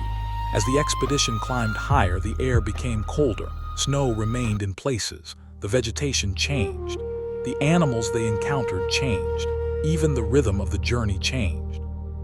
A mile in the mountains could require far more effort than a mile along a river. The men had to accept that distance could no longer be measured simply by how far they traveled. They had to measure it by how difficult the terrain was. A short distance could consume an entire day. A seemingly easy descent could become dangerous. A trail that looked promising could end at a steep slope. This was one reason native guidance mattered so much. People who had traveled through the mountains understood details that a distant map could never provide. They knew which routes were practical. They knew where animals could travel. They knew where water could be found. They knew when snow made certain passes dangerous. The expedition's success depended upon this accumulated knowledge, and the explorers had to learn to listen. That may have been one of the most important skills they developed. They were representatives of a government that had sent them west to gather information, but the information they needed already existed. It existed in the memories of people who had lived in those landscapes. It existed in trails. It existed in seasonal migration patterns. It existed in stories passed between generations. The expedition could record some of that knowledge, but it could never fully replace the people who possessed it. This became especially clear during the mountain crossing. When Lewis encountered the Shoshone, the expedition's situation changed dramatically. Before meeting them, the explorers were struggling with the problem of transportation. Their boats could not cross the mountains. Their men could not carry everything. Their horses were insufficient, but the Shoshone had horses. That single fact changed the possibilities. Suddenly, equipment could be transported. The men could move farther. The expedition could carry supplies overland. The journey remained difficult, but it became possible. Then Sacagawea's family connection added another layer. Kamawait's recognition of her was more than an emotional moment. It demonstrated how human relationships could influence the course of exploration. The expedition was not a machine. It was a group of people, and people mattered. Language mattered, trust mattered, family mattered, diplomacy mattered. The men had entered a region where their weapons and uniforms made them strangers. Sacagawea's presence offered a connection. The expedition moved forward, but the mountains did not become easy. The Bitterroot Range remained one of the hardest sections of the entire journey. The horses struggled over steep trails. The men carried equipment. The cold made everything harder. Food became increasingly important. Hunting opportunities were uncertain. And the further they traveled, the more the expedition had to depend on what the land could provide. There was no warehouse waiting at the end of the trail. No supply train followed behind them. Every piece of food had been carried or obtained along the way. The men understood that a failed hunt could affect the entire group. They therefore became intensely aware of animals. A deer could mean a meal. An elk could mean several days of food. Fish could provide an important supplement. Roots and berries could become valuable when meat was scarce. The wilderness was not a restaurant. It offered food unpredictably. The explorers had to take what was available. This created another kind of uncertainty. A beautiful forest did not necessarily mean abundant food. A river did not guarantee fish. A grassy valley did not guarantee game. The men had to learn to distinguish appearance from reality. That lesson followed them throughout the expedition. The same was true of weather. A clear morning could become a cold afternoon. A warm valley could be followed by a freezing mountain pass. Rain could turn a trail into mud. Snow could erase the route. Storms could delay the expedition for days. The explorers could make plans, but the weather could cancel them. This was one of the central realities of 19th century exploration. Human beings could decide where they wanted to go. Nature decided when they could get there. The men eventually reached the western side of the mountains. They descended toward the Clearwater. The change must have been noticeable. After the steep mountain trails, the rivers once again offered a sense of direction. The expedition could travel by water. The men built canoes, they loaded equipment, they entered the river. The sound of paddles replaced the sound of boots on rocky trails. The water carried them forward. But the rivers of the West were not gentle. The expedition encountered rapids. They encountered rocks. They encountered currents that moved faster than expected. The men had to learn another landscape. The river itself became their teacher. They watched its surface. They studied its bends. They learned to recognize dangerous water. Sometimes native guides could provide warnings. Sometimes the explorers had to make their own judgments. A canoe loaded with supplies was not easy to control. If it overturned, the consequences could be serious. Important equipment could disappear, food could be lost, weapons could be damaged, scientific instruments could be destroyed. And there might be no way to replace them. The men therefore became cautious. They had learned by experience that rushing was dangerous. Exploration rewarded patience. The farther west they went, the more evidence they saw that they were entering a different world. The architecture of native villages changed. The design of canoes changed. The foods available changed. The landscapes changed. The climate changed. The rivers changed. The explorers were crossing not just geographical boundaries, but cultural ones. They were moving through regions connected by different networks of trade and communication. A person who knew one river system might know little about another. A language spoken in one region might not be understood farther west, yet information traveled. Trade routes connected communities. People knew about neighboring nations. Stories traveled farther than the explorers realized. The arrival of Lewis and Clark was therefore not necessarily the first news that distant communities had heard of outsiders. Expedition entered existing networks. Sometimes the explorers were the ones who were unfamiliar. Sometimes the people they met already knew something about the larger world. This complicated every encounter. The expedition had to determine who they were meeting. They had to understand local relationships. They had to decide how much information to share. They had to protect themselves without creating unnecessary hostility. Diplomacy was part of survival. Eventually, the expedition reached the Columbia. The river was enormous. Its scale reminded the explorers that they were approaching the ocean. The current carried them westward. The air changed. The forests became denser. The landscape increasingly reflected the influence of the Pacific. The men were approaching the end of their westward journey, but there was still uncertainty. They did not know exactly what the coastline would look like. They did not know how severe the winter would be. They did not know whether they would find enough food. They had traveled so far that even a small problem could have serious consequences. Then finally, the river opened toward the sea.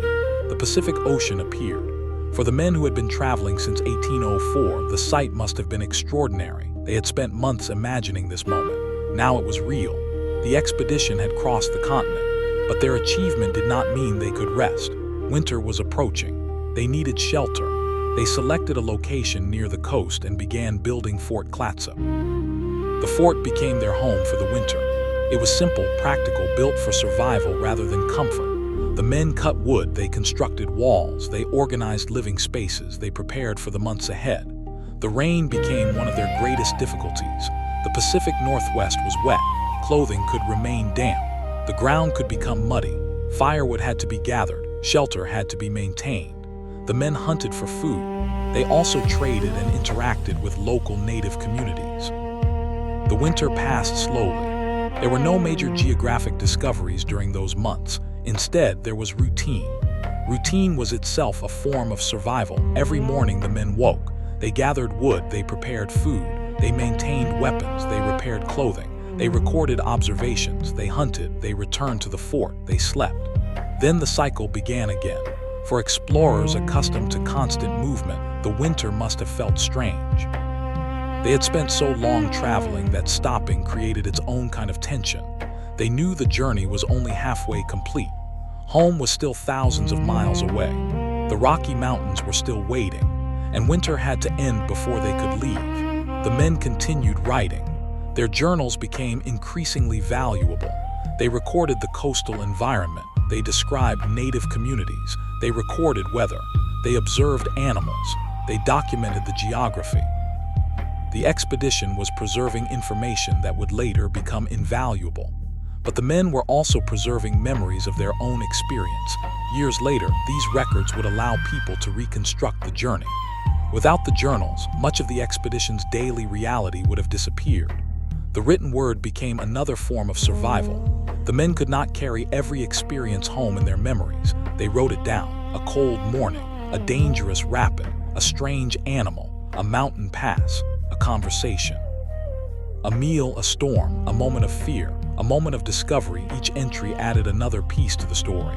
Eventually, spring returned. The men prepared to leave Fort Clatsop. They had reached the Pacific, now they had to go home. On March 23, 1806, the expedition began its return journey. The Pacific disappeared behind them. The Columbia carried them east. The journey was now familiar in broad outline, but it was not easy. The expedition still had to navigate difficult waters. It still had to cross mountains, and the men were tired. They had been away from home for nearly 2 years. The physical strain of the journey had accumulated. Their bodies had endured hunger, cold, wet weather, long marches, heavy labor, and repeated danger. Yet there was also something different now. They knew they could make it. They had already crossed the continent once. They understood the general geography. They had learned how to adapt. They were no longer moving toward an unknown destination. They were returning toward a known one. That psychological difference mattered. The expedition's western journey had been driven by curiosity. The return journey was driven by home. But Lewis and Clark did not simply retrace their path.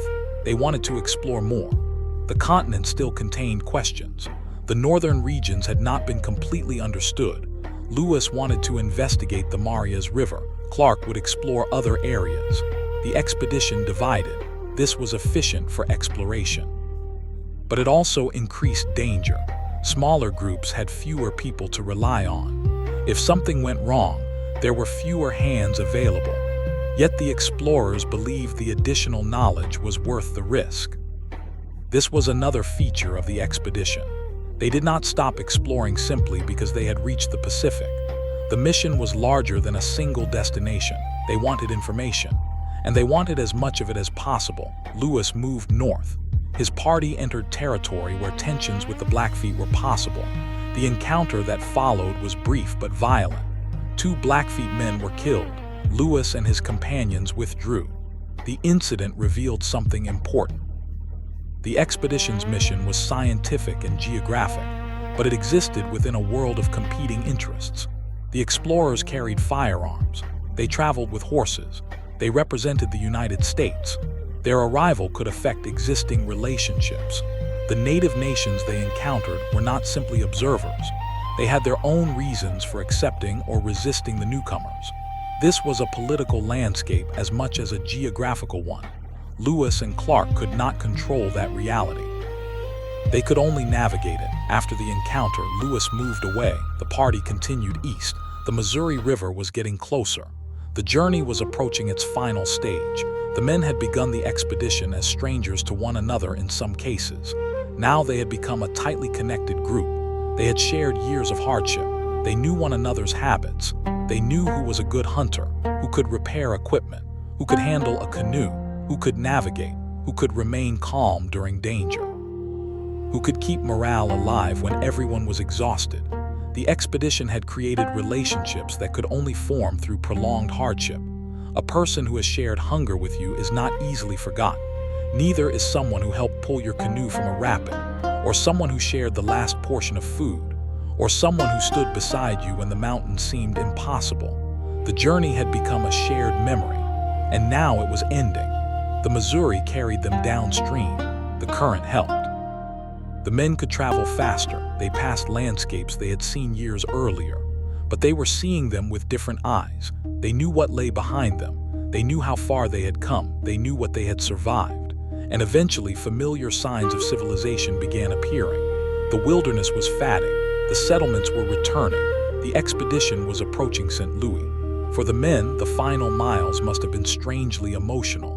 They had spent so long imagining home. Now home was almost there. The river continued carrying them. Then in September 1806, the expedition reached St. Louis. The journey was over. More than 2 years after departing, the men had returned. They had traveled thousands of miles. They had crossed the continent. They had reached the Pacific. They had returned with maps, journals, specimens, observations, and memories. And somewhere within those records was the answer to the question that had started the expedition. What lay beyond the map? The answer was far greater than Jefferson could have imagined. There were vast plains. There were enormous mountains. There were powerful rivers. There were unfamiliar animals. There were forests extending toward the Pacific. There were hundreds of communities and nations. There were ancient trails. There were dangerous passes. There were places of extraordinary beauty. And there was a continent that could not be understood from a distant office. It had to be experienced. The expedition had done that. But its legacy would become something much larger. The maps would be studied. The journals would be published. The information would spread. And future generations would look westward. The mountains that once represented uncertainty would become destinations. The rivers would become routes. The trails would become roads. The West would become increasingly connected to the expanding United States, and the people already living there would face a future they could not yet see. Lewis and Clark had opened a door. History would decide what happened after that door was opened, and that is where the story becomes both extraordinary and complicated, because the greatest journeys in history rarely end when the travelers return home. Sometimes the real consequences begin afterward. The consequences of the expedition unfolded slowly. At first, the return to St. Louis seemed like the end of an extraordinary adventure. The men had survived. They had completed their mission. They had returned with information. But history rarely stops when an expedition reaches its destination. Information has a life of its own. Maps are copied. Stories are repeated. Reports are published. Names become familiar. And ideas that once seemed impossible gradually become ordinary. The Lewis and Clark expedition was about to become one of those ideas. The American West was no longer simply a distant region beyond the Mississippi. It had been described by men who had actually traveled through it. They had measured rivers. They had estimated distances. They had identified routes. They had described mountain passes. They had recorded native communities. They had documented animals and plants. For government officials, merchants, and future travelers, this information was valuable. But the expedition also created something less tangible. It created a story about crossing the continent, a story about reaching the Pacific, a story about mountains that seemed impossible but could be crossed, a story about rivers that led into unknown country. And stories can be more powerful than maps. A map tells you where a place is. A story can make you want to go there. In the years following the expedition, the American imagination increasingly turned westward. The Western territories seemed full of possibility. There were furs, there were rivers, there was land, there were commercial opportunities, there were scientific questions, there were routes toward the Pacific. The United States was still young, but its ambitions were growing. The Louisiana Purchase had dramatically changed the size of the nation. The Lewis and Clark expedition had helped give that enormous acquisition a shape in the American imagination. Yet the government's claim to territory was not the same thing as actual control. Much of the region remained outside effective American administration. Native nations controlled their own territories. European powers still had interests in the West. The geography itself remained difficult. The United States had acquired an enormous amount of land on paper. But paper could not build roads. Paper could not cross mountains. Paper could not negotiate with native nations. Paper could not guarantee access to rivers. The expedition had demonstrated how difficult the physical reality could be. And this was something future Americans would discover again and again. The West could be claimed politically long before it could be occupied practically. Lewis and Clark had traveled through that gap between claim and reality. They had seen how enormous the distance was between St. Louis and the Pacific. They had experienced how quickly plans could change. They had learned that the land itself imposed limits. Their journals therefore contained not only opportunities but warnings. The mountains were difficult. The rivers were unpredictable. Food could become scarce. Travel could be slow. Weather could stop an expedition. And local knowledge was essential. Yet people often remember opportunities more strongly than warnings. As news of the expedition spread, the idea of the West became increasingly attractive. Traders began looking for routes. Fur companies became interested in the enormous animal populations of the interior. Explorers planned new journeys. Government officials wanted more information. And eventually, missionaries and settlers would follow. The West was beginning to enter a new era. But the transformation was not immediate. For several years, the country remained relatively quiet compared with what would come later.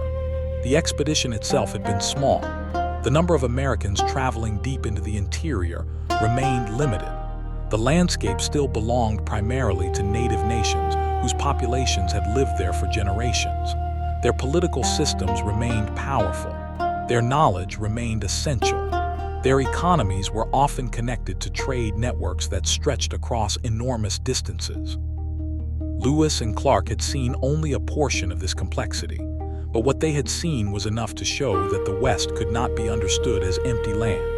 It was a world of its own, and one of the most remarkable aspects of their journey was how many different worlds they encountered within a single expedition.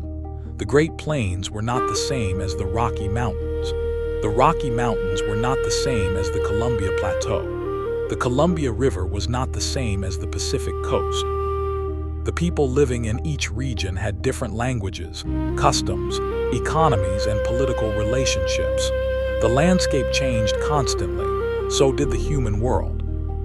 For an expedition traveling only a few miles each day, these changes would have been especially noticeable. A new type of tree, a different style of canoe, a different kind of food, a different language, a different climate, a different way of dressing, a different relationship with horses, a different understanding of the land. The continent was not one place. It was many places connected by geography, and Lewis and Clark were moving through those connections. One of the most important geographic discoveries for the expedition was the realization that the Rocky Mountains were not a single continuous wall. They were a complicated system of ranges, valleys, passes, rivers, and plateaus. The men had to learn how those systems connected. The continental divide was particularly important. Water flowing east eventually entered the Missouri and Mississippi systems. Water flowing west entered rivers leading toward the Pacific. The mountains therefore divided enormous watersheds. To a modern person looking at a map, this seems obvious. To explorers standing on the ground, it was a physical reality that had to be experienced. A stream flowing in one direction could eventually lead toward one ocean. A stream on the other side of a ridge could lead toward another. A few hundred yards could separate two entirely different drainage systems. The explorers learned this through experience. They discovered that geography was not merely something drawn on paper. It determined the direction of life itself. Water determined where people could travel. Water determined where animals gathered. Water determined where vegetation grew. Water connected communities. And water ultimately shaped the routes of the expedition. The rivers were therefore some of the most important characters in the story. The Missouri carried the expedition west. The Clearwater carried them toward the Snake. The Snake connected them to the Columbia. The Columbia carried them toward the Pacific. Then those rivers became part of the return journey. The expedition was essentially carried across a continent by a network of waterways and trails. But the rivers also demanded respect. A river could be a friend one day and an enemy the next. High water could change the current. A hidden rock could damage a canoe. A rapid could overturn a boat. A storm could make navigation difficult. The men had to remain alert. Even after reaching the Pacific, they had not forgotten the lessons of the rivers. Those lessons stayed with them on the journey home. The same was true of the mountains. Once the expedition had crossed the Rockies, the mountains became part of their mental map. They were no longer simply a terrifying unknown. They were an obstacle with a route. That distinction may seem small. It was not. The difference between impossible and difficult is often information. Before Lewis and Clark crossed the mountains, Americans had limited first-hand knowledge of the route. Afterward, there was evidence. A route had been demonstrated. The mountains were still dangerous, but they were no longer entirely mysterious. This is how exploration changes the world. It does not necessarily make nature smaller. It makes human knowledge larger. The mountains remain. The knowledge changes. And when knowledge changes, human behavior changes with it. That is why the expedition's maps mattered so much. Clark's maps were not perfect. Some locations were misplaced.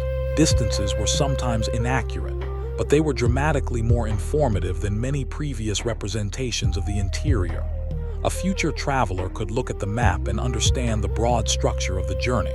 A river system could be followed. A mountain range could be anticipated. A trail could be considered. An expedition could be planned. The blank space had become information, and information could be used. But there was another kind of map being created at the same time. The explorers were building a map of relationships. They were learning which native nations lived where, which groups traded with one another, which areas were politically sensitive, where horses were available, where food could be found, where travel was safe, where tensions existed. This information was just as important as geography. A traveler could know the location of a river and still fail if they did not understand the people living beside it. Lewis and Clark learned this repeatedly. Diplomacy was not an optional part of the expedition. It was necessary. The explorers carried medals and gifts for native leaders. They made speeches. They attempted to explain the purpose of their journey. They exchanged goods. They tried to establish relationships. Sometimes those efforts worked. Sometimes misunderstandings remained. Sometimes the political situation was too complicated. And sometimes encounters became dangerous. The expedition therefore moved through a landscape of diplomacy. The United States was not the only political power in the West. Native nations had their own territories and interests. European powers had interests as well. The future of the region was uncertain. Lewis and Clark could not know how those relationships would develop. They were simply gathering information, but their presence itself became part of the changing political landscape. That is one of the most important historical realities of the expedition. The explorers were both observers and participants. They recorded the world, but their government was also preparing to expand its influence. The journals therefore captured a moment just before enormous changes. For the native nations Lewis and Clark encountered, those changes would eventually be profound. Disease, trade, migration, warfare, treaties, land loss, and government policies would reshape indigenous life across the West. Those processes did not happen overnight. They unfolded over decades. But the expedition belonged to the beginning of that larger transformation. This does not mean Lewis and Clark personally caused every later event. History is rarely that simple, but their expedition helped increase American knowledge of Western geography. That knowledge contributed to later expansion, and later expansion changed the lives of millions of people. This is why the expedition must be understood both as an adventure and as a historical turning point. The adventure is fascinating, the consequences are enormous, and the two cannot really be separated. Think of the map Clark produced. At first, it was simply information. A river here, a mountain there, a trail, a village, a distance. But imagine that map being copied years later. Imagine a trader studying it. Imagine another explorer following one of its routes. Imagine a government official using it to plan an expedition. Imagine a future traveler hearing stories based on it. A single line drawn by an explorer could eventually influence thousands of miles of travel. That is the strange power of exploration. A person walks through a landscape once, then generations of people may follow the path. The expedition's influence would therefore extend far beyond the lives of its members. And yet, for all its historical importance, the daily reality of the expedition remained remarkably simple. The men still needed to eat. They still needed to sleep. They still needed to repair clothing. They still needed to maintain weapons. They still needed to build fires. They still needed to hunt. They still needed to keep their boats functioning. The grand historical consequences were invisible to them. When a soldier woke before sunrise, he was not thinking about how his work would be remembered 2 centuries later. He was thinking about breakfast. He was thinking about cold weather. He was thinking about whether the next camp was far away. He was thinking about his feet. He was thinking about the river. History is built from ordinary moments. That is why the journals are so valuable. They reveal the expedition as a collection of human experiences rather than simply a line on a map. A man could be exhausted one day and excited the next. A successful hunt could transform the mood of the entire camp. A difficult climb could leave everyone silent. A peaceful meeting with a native community could create relief. A storm could force everyone into survival mode. The expedition's emotional world changed constantly, and through all of it, the men continued. Perhaps the most powerful example of this endurance was the journey through the Bitterroot Mountains. The men had already traveled enormous distances. They were tired, Their food supplies were limited, the terrain was severe, yet they kept moving. When they finally descended toward the western rivers, they had achieved something that would have seemed extraordinary only months earlier. But the story did not end there. They still had to reach the Pacific.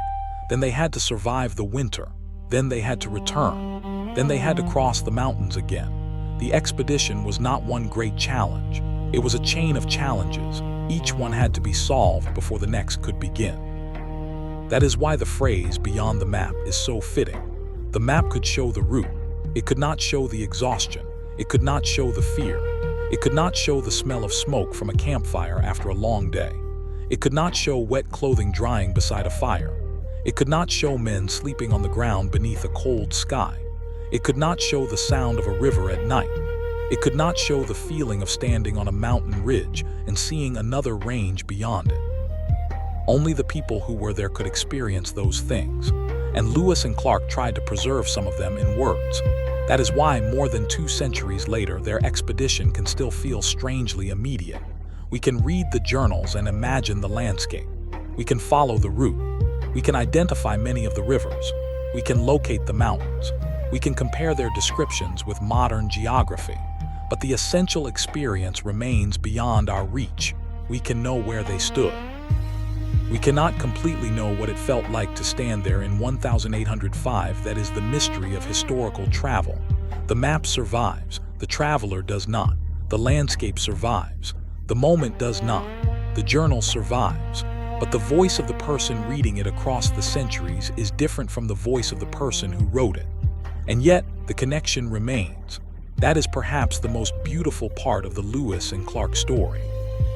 A journey that began more than 200 years ago can still make a modern listener imagine what it would be like to leave everything familiar behind. To walk into a forest where no road exists. To climb a mountain without knowing what lies beyond it. To follow a river toward an ocean you have never seen. To sleep under a sky without city lights. To hear unfamiliar languages around a campfire. To wake up and realize that the next 100 miles are still unknown. The expedition belonged to another world, but the feeling of uncertainty is timeless. Every explorer begins with a place they know. Then they move toward a place they do not. Lewis and Clark simply did it on an extraordinary scale. They moved from the familiar streets of St. Louis into a continent of immense distances. And when they returned, they brought part of that unknown world back with them, not physically, but through words, through maps, through specimens, through stories, through memory. Expedition had crossed the continent, but the continent had also crossed them. It had changed what they knew, it had changed what they feared, it had changed what they considered possible. And once something becomes possible, history rarely goes backward. The mountains had been crossed, the Pacific had been reached, the route had been demonstrated, the knowledge existed. The next generation would inherit it. And with that inheritance came both opportunity and responsibility. The West was no longer beyond the imagination. It was on the map, but putting a place on a map does not mean owning its future.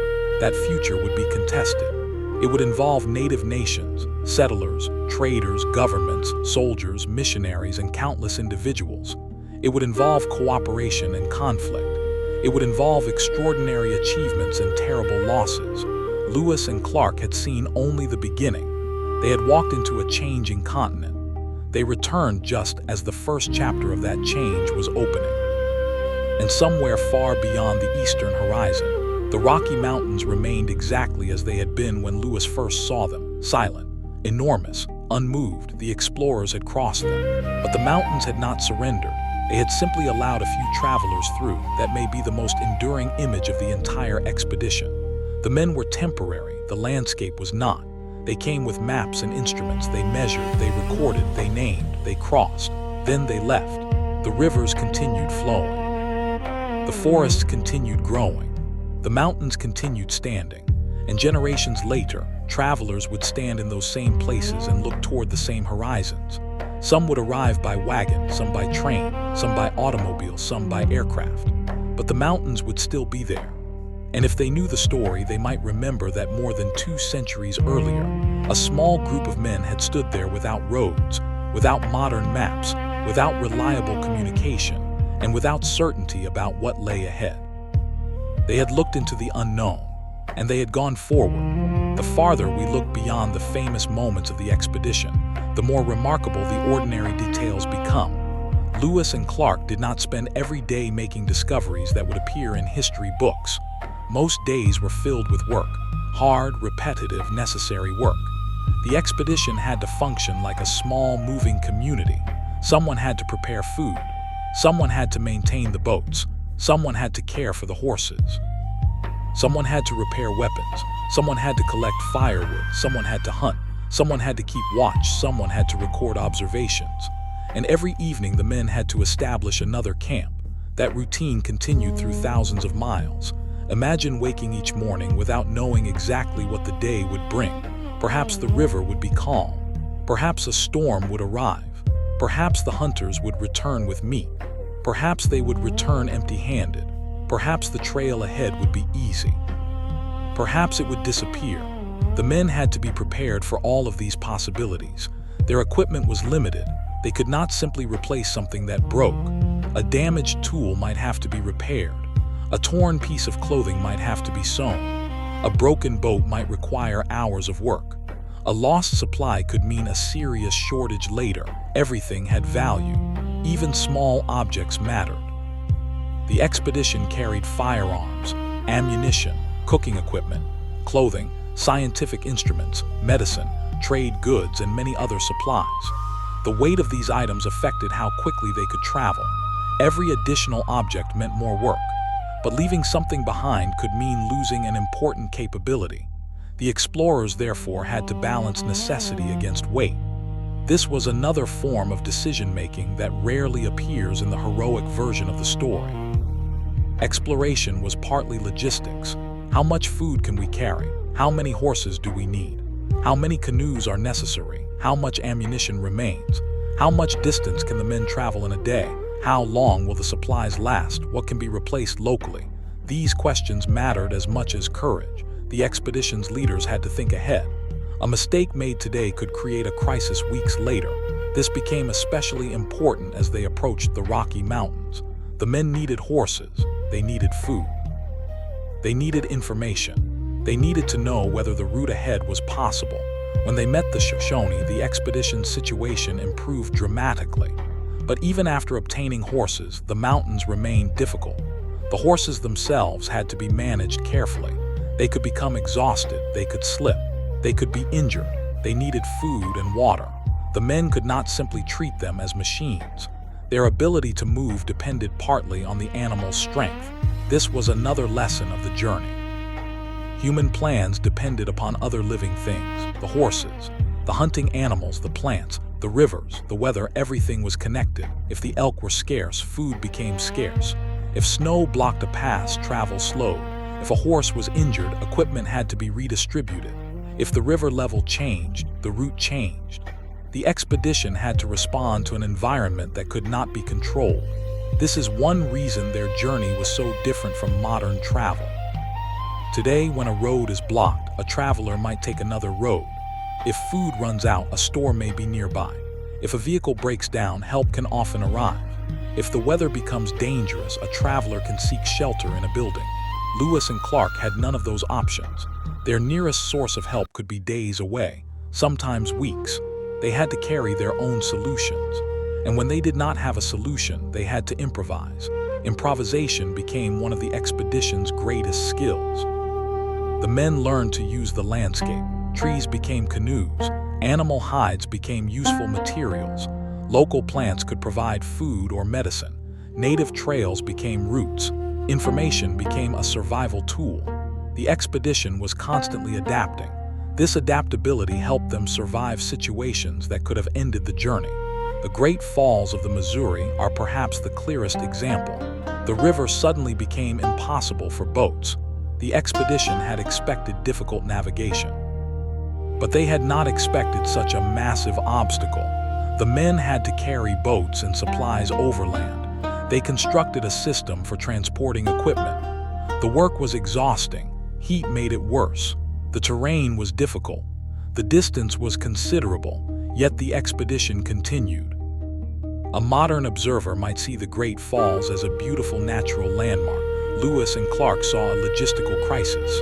The difference is important. A landscape can be beautiful and dangerous at the same time. The same was true of the Rocky Mountains. The mountains were magnificent, but they were also cold, steep, and unpredictable. The men could admire the scenery only after considering whether they could survive it, and yet there were moments of wonder. Lewis described unfamiliar landscapes with genuine excitement. Clark carefully recorded geographic features. The men observed animals they had never seen before. Their scientific curiosity did not disappear simply because they were tired. In fact, curiosity may have helped them continue. Every new thing gave them a reason to keep looking. A strange plant, an unfamiliar bird, a new geological formation, a river flowing in an unexpected direction, a mountain unlike anything they had seen. Exploration was partly driven by the desire to know. That desire is one of the oldest human motivations. We see something unfamiliar. We wonder what it is. Then we move closer. Lewis and Clark repeatedly did this. Sometimes curiosity brought them information. Sometimes it brought danger. The western landscape contained animals that could be surprisingly aggressive. The grizzly bear was particularly intimidating. The explorers encountered animals that seemed extraordinarily powerful. The men learned that firearms did not make them invulnerable. A wounded animal could still be dangerous.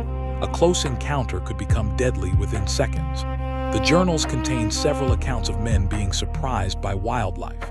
These experiences reminded the expedition that they were entering environments where humans were not always dominant. They were one species among many. The plains were full of life. The rivers contained fish. The forests contained predators. The grasslands supported enormous herds. The men were part of this ecosystem whether they understood it or not. The abundance of wildlife also shaped their travel. Bison were especially important.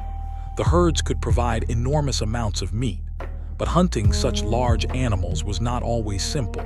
The men had to approach carefully. They had to understand animal behavior. They had to conserve ammunition. A successful hunt could feed the expedition. An unsuccessful one could mean another day of searching. Native hunters possessed knowledge of these animals that the explorers lacked. Again, local expertise mattered. The expedition learned from people who had hunted the landscape for generations. This pattern appeared repeatedly. The explorers arrived with scientific instruments. The people they met possessed practical knowledge. The combination could be powerful. Lewis could record what he saw. A native guide could explain what the landscape meant. Clark could map a river.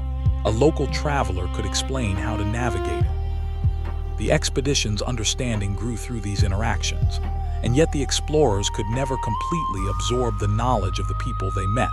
They were outsiders. Their journals reflected their own perspective. They recorded what they understood. There were things they misunderstood.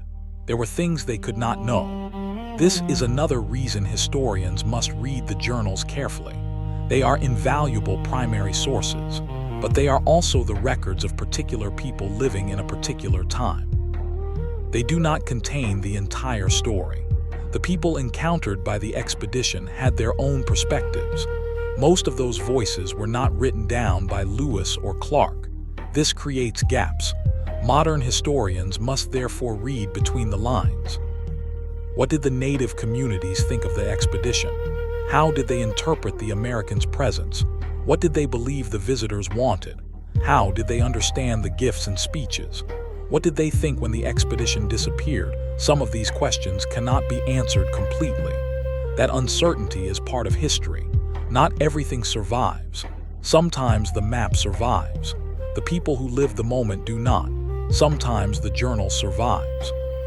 The conversation described in it cannot be reconstructed. Sometimes an event is recorded by one side.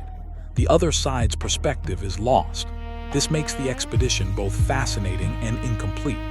The story we know is the story preserved in surviving records, and those records are only one window into a much larger world.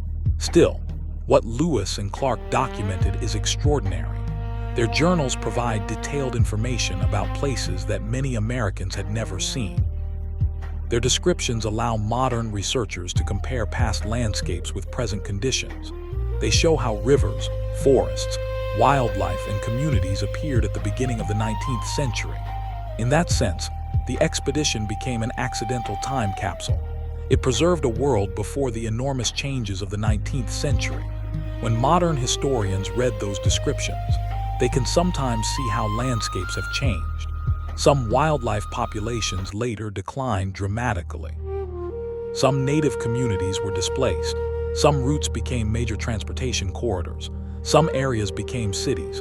Others remained relatively remote. The expedition's journals provide a reference point, a snapshot, a moment before the transformation accelerated. This is particularly important for understanding the American West. The 19th century would bring extraordinary change. The fur trade would expand. Settlements would spread. The federal government would establish new policies. Treaties would redraw boundaries. Conflicts would occur.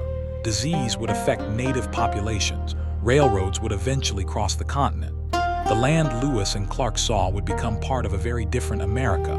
But in 1804, that future was still invisible. The expedition moved through a landscape that had existed for thousands of years. The mountains were old. The rivers were old. The forests were old. The cultures they encountered had deep histories. The expedition was only one brief moment. This perspective is important because explorers often become the center of historical stories. But the landscapes and people they encountered existed before them. Lewis and Clark entered a story that had already been going on for centuries. Their journey became one chapter, an important chapter, but still one chapter. The native nations they met had their own explorers, hunters, traders, diplomats, and travelers.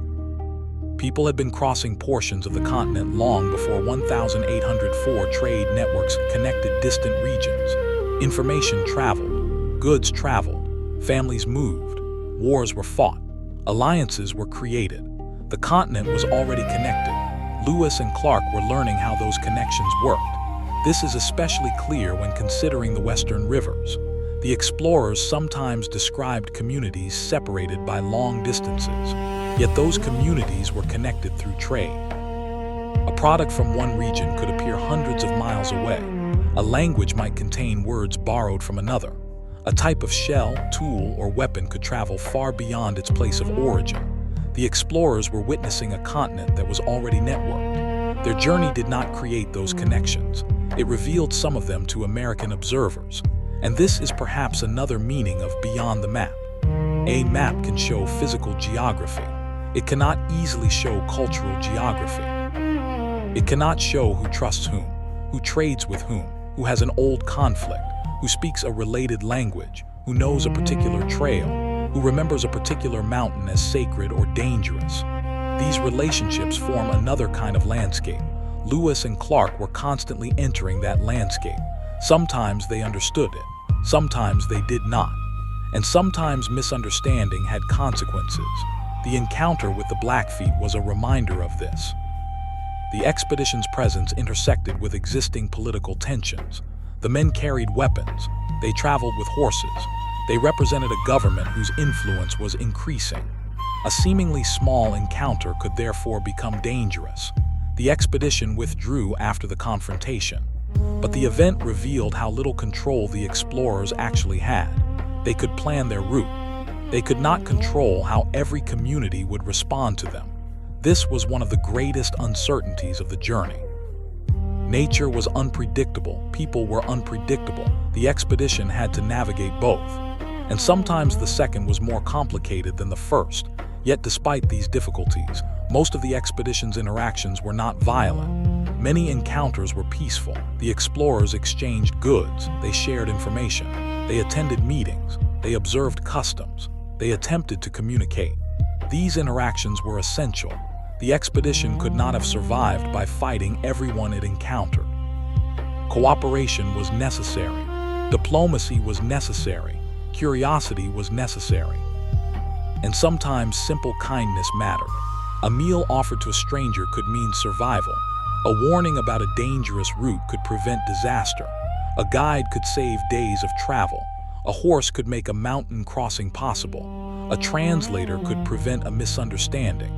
The expedition was therefore shaped by countless interactions. Not all of them became famous. Most disappeared into the enormous volume of history. but together they made the journey possible. When we imagine Lewis and Clark today, it is easy to picture only the two leaders, but the actual expedition was much larger. There were men whose names are remembered, others whose names appear only in journals. There were people who worked in the background. There were native guides and communities whose contributions were essential.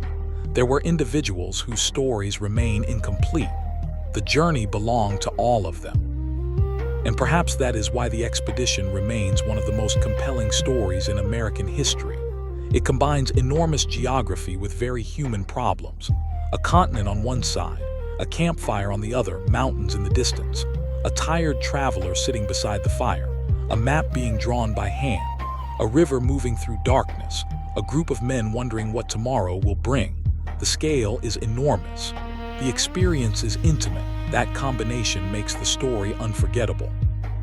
Lewis and Clark had entered the West looking for a route. They returned with something much larger.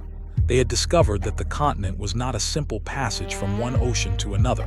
It was a complex world, a world of different climates, different landscapes, different peoples, different ecosystems, different histories, and they had only begun to understand it. The journey beyond the map had shown them how much remained beyond their knowledge. That may have been the expedition's greatest discovery of all. The unknown did not disappear when they crossed the continent. It became larger. They learned enough to know how much they did not know. And perhaps every true explorer eventually reaches that realization.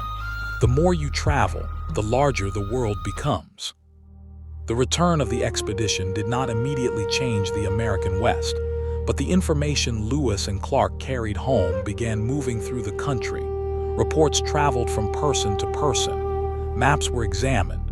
Stories were repeated. Government officials studied the findings. Merchants became interested in the rivers and routes. Scientists became interested in the plants, animals, and geography. And ordinary Americans began hearing descriptions of a Western world that had once seemed almost unimaginable. The expedition had turned distant geography into something people could discuss. That mattered. Before the journey, the Western interior existed partly as a mystery. Afterward, it became a subject of practical conversation. Where were the mountains? How far was the Pacific? Which rivers could be traveled? Where were the best hunting grounds? Which native nations lived in particular regions? What animals existed there? Could Americans establish trade routes? Could people eventually travel across the continent? These questions would continue for decades, but Lewis and Clark had provided the first major American answers. Their expedition also demonstrated the importance of preparation. The journey had not succeeded simply because its leaders were brave. It succeeded because the expedition was carefully organized. Jefferson had selected people with different skills. Lewis had experience as a soldier and naturalist. Clark possessed strong surveying and mapping abilities. Other members of the Corps had skills in hunting, boat handling, blacksmithing, carpentry, and wilderness survival. This diversity was crucial. A large expedition cannot survive on one skill. It needs many. A mapmaker cannot feed everyone. A hunter cannot navigate every river. A blacksmith cannot negotiate every diplomatic encounter. A commander cannot perform every task personally. The expedition functioned because different abilities came together. That is one reason the Corps of Discovery became such an effective unit. They were not identical. They had different personalities, different backgrounds, different responsibilities, but they shared a mission. And over time, the mission created cohesion. The experience also revealed the importance of leadership. Lewis and Clark had to make decisions with incomplete information. They could not call Washington. They could not send a message to Jefferson and wait for instructions. Communication with the United States could take months. A decision had to be made where the problem occurred. That required judgment. If the river became dangerous, the leaders had to decide whether to continue. If food became scarce, they had to determine where to search. If a native community was suspicious, they had to decide how to approach them. If the weather became severe, they had to decide whether to wait or move. Every decision carried risk, and sometimes there was no perfect choice. There was only the least dangerous option. That is one of the most important differences between historical exploration and modern travel. Modern travelers often have access to information almost instantly. Lewis and Clark had fragments, a journal from a previous traveler, a map with uncertain details, information from a native guide, their own observation, a compass, their experience. They had to combine all of these sources. Then they had to make a decision. That decision might take them toward safety or toward danger. The expedition's ability to work under uncertainty was one of its greatest strengths. The men became increasingly skilled at recognizing patterns. They learned how rivers behaved. They learned how weather changed. They learned what signs might indicate nearby game. They learned which landscapes were easier to cross.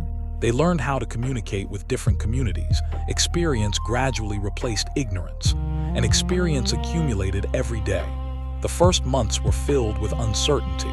By the return journey, the men had become different travelers. They had seen the continent.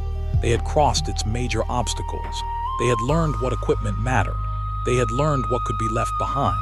They had learned how much food they really needed. They had learned how important horses were. They had learned how much time mountain crossings required. They had learned that a route shown on a map could be much harder in reality. These lessons would influence future exploration. Other expeditions would benefit from the information. But the expedition's legacy was not only practical, it also affected the imagination of the young United States. The nation had been created along the Atlantic coast. Its earliest cities were connected to Europe. Its political traditions had developed largely in the East. The interior had often been viewed as a distant frontier. Lewis and Clark helped shift that perspective. They showed Americans that the interior was enormous but navigable. They showed that rivers could connect distant regions. They showed that the Rocky Mountains could be crossed. They showed that the Pacific coast could be reached. The continent suddenly seemed more connected. This did not mean that crossing it was easy. It was still extraordinarily difficult. But difficulty is different from impossibility. The expedition had changed that distinction. And once Americans believed something could be done, others began asking how it could be done more efficiently. That question would eventually lead to new trails, trading posts, roads, and transportation networks. The fur trade was particularly important.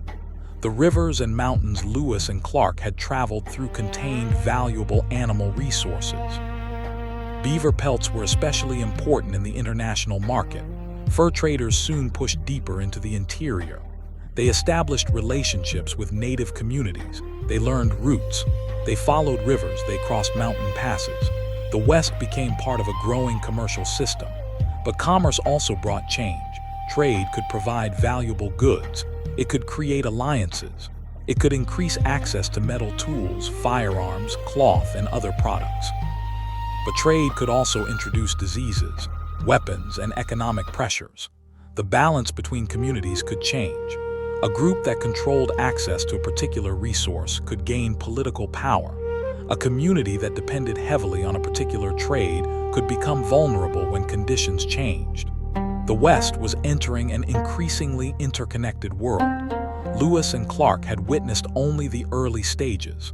The consequences would unfold over generations. The expedition also encouraged scientific interest. Jefferson had instructed Lewis to observe plants and animals carefully. The journals contained descriptions of species unfamiliar to many Americans and Europeans.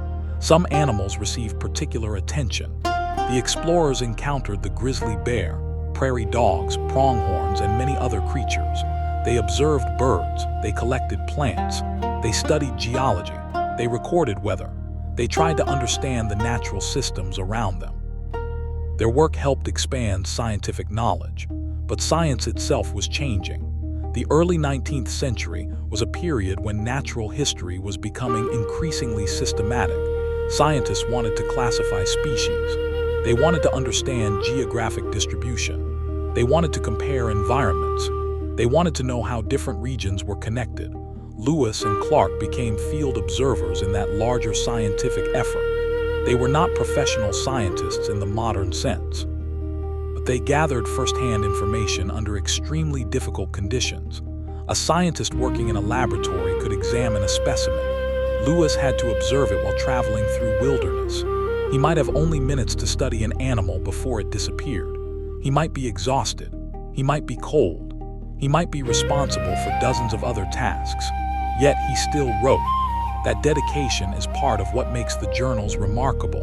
The explorers understood that observation was part of their mission. The journey was not merely about reaching the Pacific. It was about bringing knowledge back. Every measurement mattered. Every description mattered. Every location mattered. The expedition was effectively carrying a scientific notebook across the continent. And that notebook would outlive the men. The journals would eventually become historical treasures. Modern readers can use them to reconstruct landscapes, compare species, and understand how the explorers perceived the continent. But the journals also reveal their limitations. The language reflects the culture of the early 19th century. Descriptions of native peoples were shaped by the explorers' own assumptions. Some observations were incomplete. Some names were recorded differently from modern usage. Some measurements were inaccurate. Historians, therefore, do not treat the journals as perfect truth. They treat them as evidence. Evidence of what the explorers saw, evidence of what they believed, evidence of what they misunderstood, evidence of what they considered important. That distinction matters. A historical source tells us two things at once. It tells us about the world being described, and it tells us about the person doing the describing. Lewis and Clark's journals, therefore, reveal both the West and the worldview of early American explorers. That makes them extraordinarily valuable. Their expedition also raised a deeper question about the meaning of exploration. What does it mean to discover a place where people already live? From the explorers' perspective, they were entering territory unfamiliar to most Americans. But from the perspective of the people who lived there, the land was not unknown. It had names, it had stories, it had boundaries, it had sacred places, it had hunting grounds, it had political meaning. The expedition's maps often assign new names to geographic features, but those places already had names in indigenous languages. The act of mapping, therefore, involved more than drawing lines. It involved choosing which names would become official, which routes would be remembered, which places would appear in American documents. Over time, many of the explorers' names became part of American geography. Others disappeared. Some native names survived. Many did not. The map became a record of changing political power. This is one of the most important long-term consequences of exploration. A map may appear neutral, but maps are created by people. People decide what to include, what to name, what to emphasize, what to ignore. Lewis and Clark were mapping the West from the perspective of the United States. Their maps became increasingly influential because American political power was expanding. But the map was only one interpretation of the land. Other communities had their own maps in memory, their own routes, their own geographic knowledge, their own understanding of borders. The expedition crossed those invisible boundaries repeatedly, sometimes without realizing it. And yet, the fact that the explorers survived depended heavily on that indigenous knowledge. This contradiction sits at the heart of the expedition. The United States wanted information about lands it hoped to understand and eventually influence.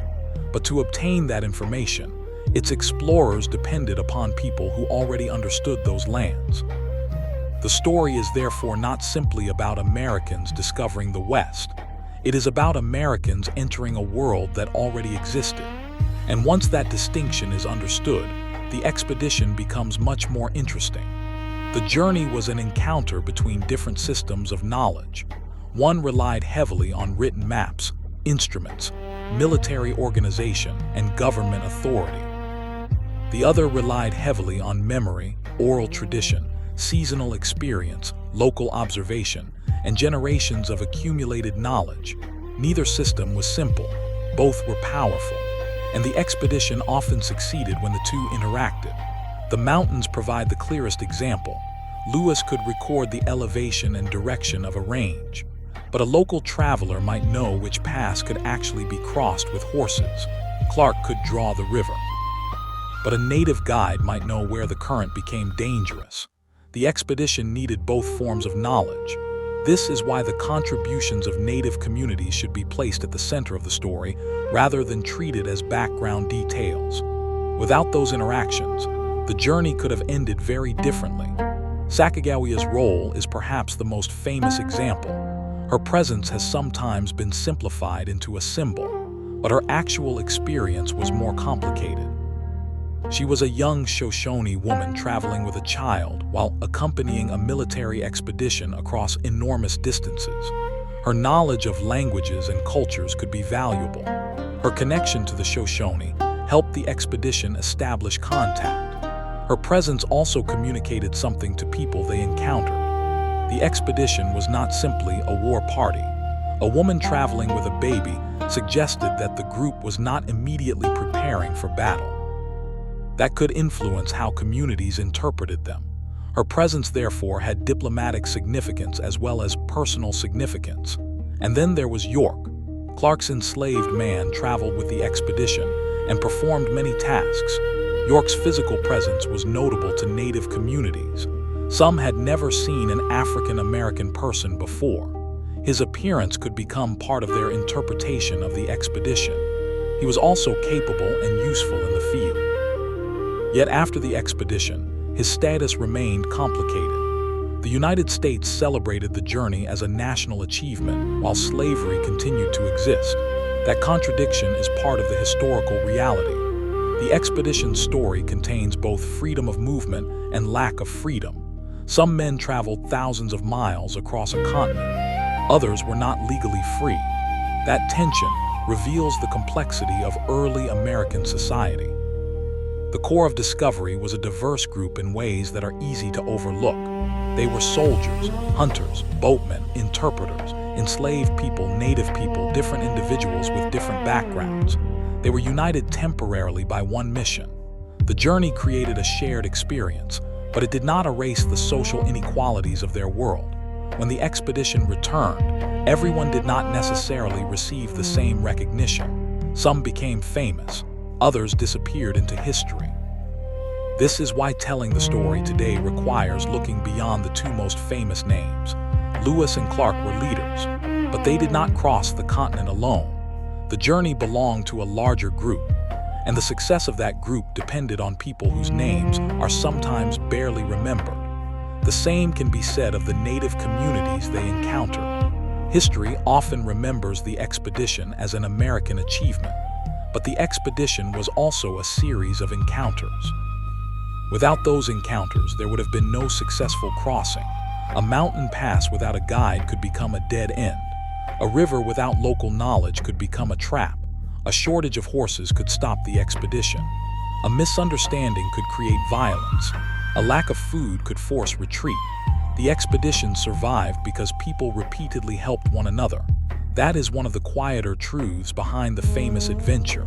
Survival is rarely an individual achievement. It is usually collective. And the core of Discovery was no exception. By the time the men reached St. Louis, they had become part of a story much larger than themselves. Their journey would be remembered. Their maps would be copied. Their journals would be studied. Their names would become attached to places across the country. But the world they had crossed would continue changing. The Rocky Mountains would eventually be crossed by thousands of travelers. The rivers would become commercial routes. The plains would become sites of settlement and conflict. Railroads would eventually cross the continent. Cities would rise. Borders would change. Native lands would be reduced. The United States would become a continental power. When that future arrived, the expedition of 1804 to 1806 would be remembered as one of the first great steps toward understanding the Western interior. But standing at the end of the journey, Lewis and Clark could not see any of it. They could only look back at the Missouri, at the plains, at the mountains, at the Pacific.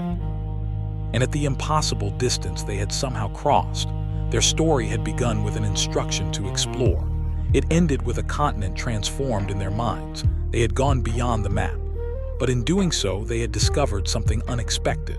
The more they learned about the West, the more they realized how much remained unknown. The map was no longer blank, yet the world was still full of mysteries, and those mysteries would pull new generations westward.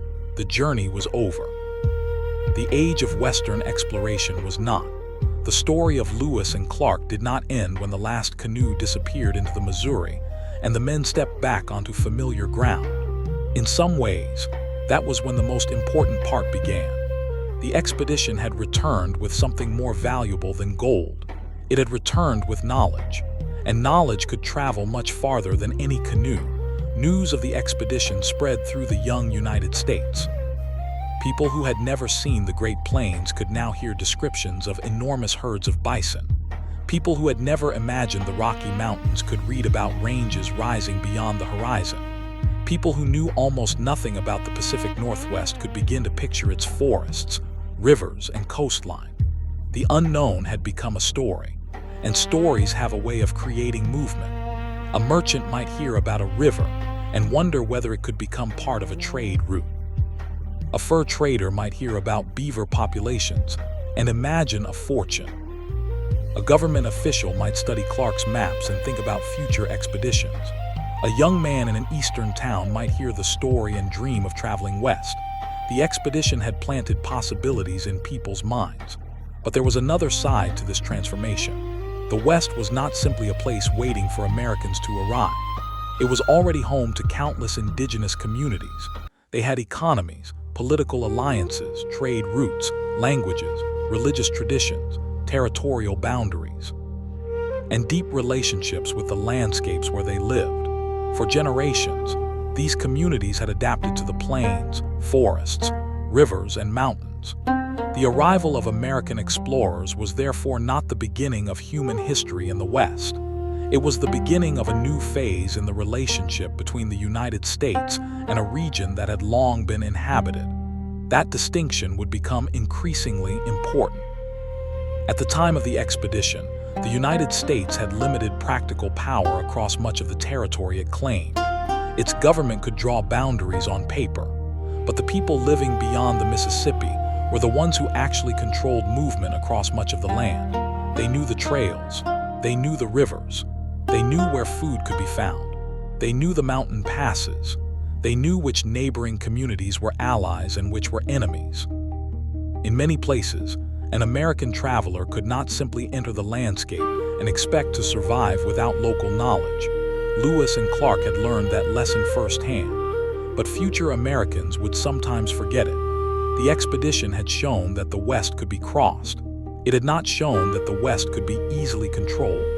Those were two very different things, and the difference would become one of the central stories of 19th century American history.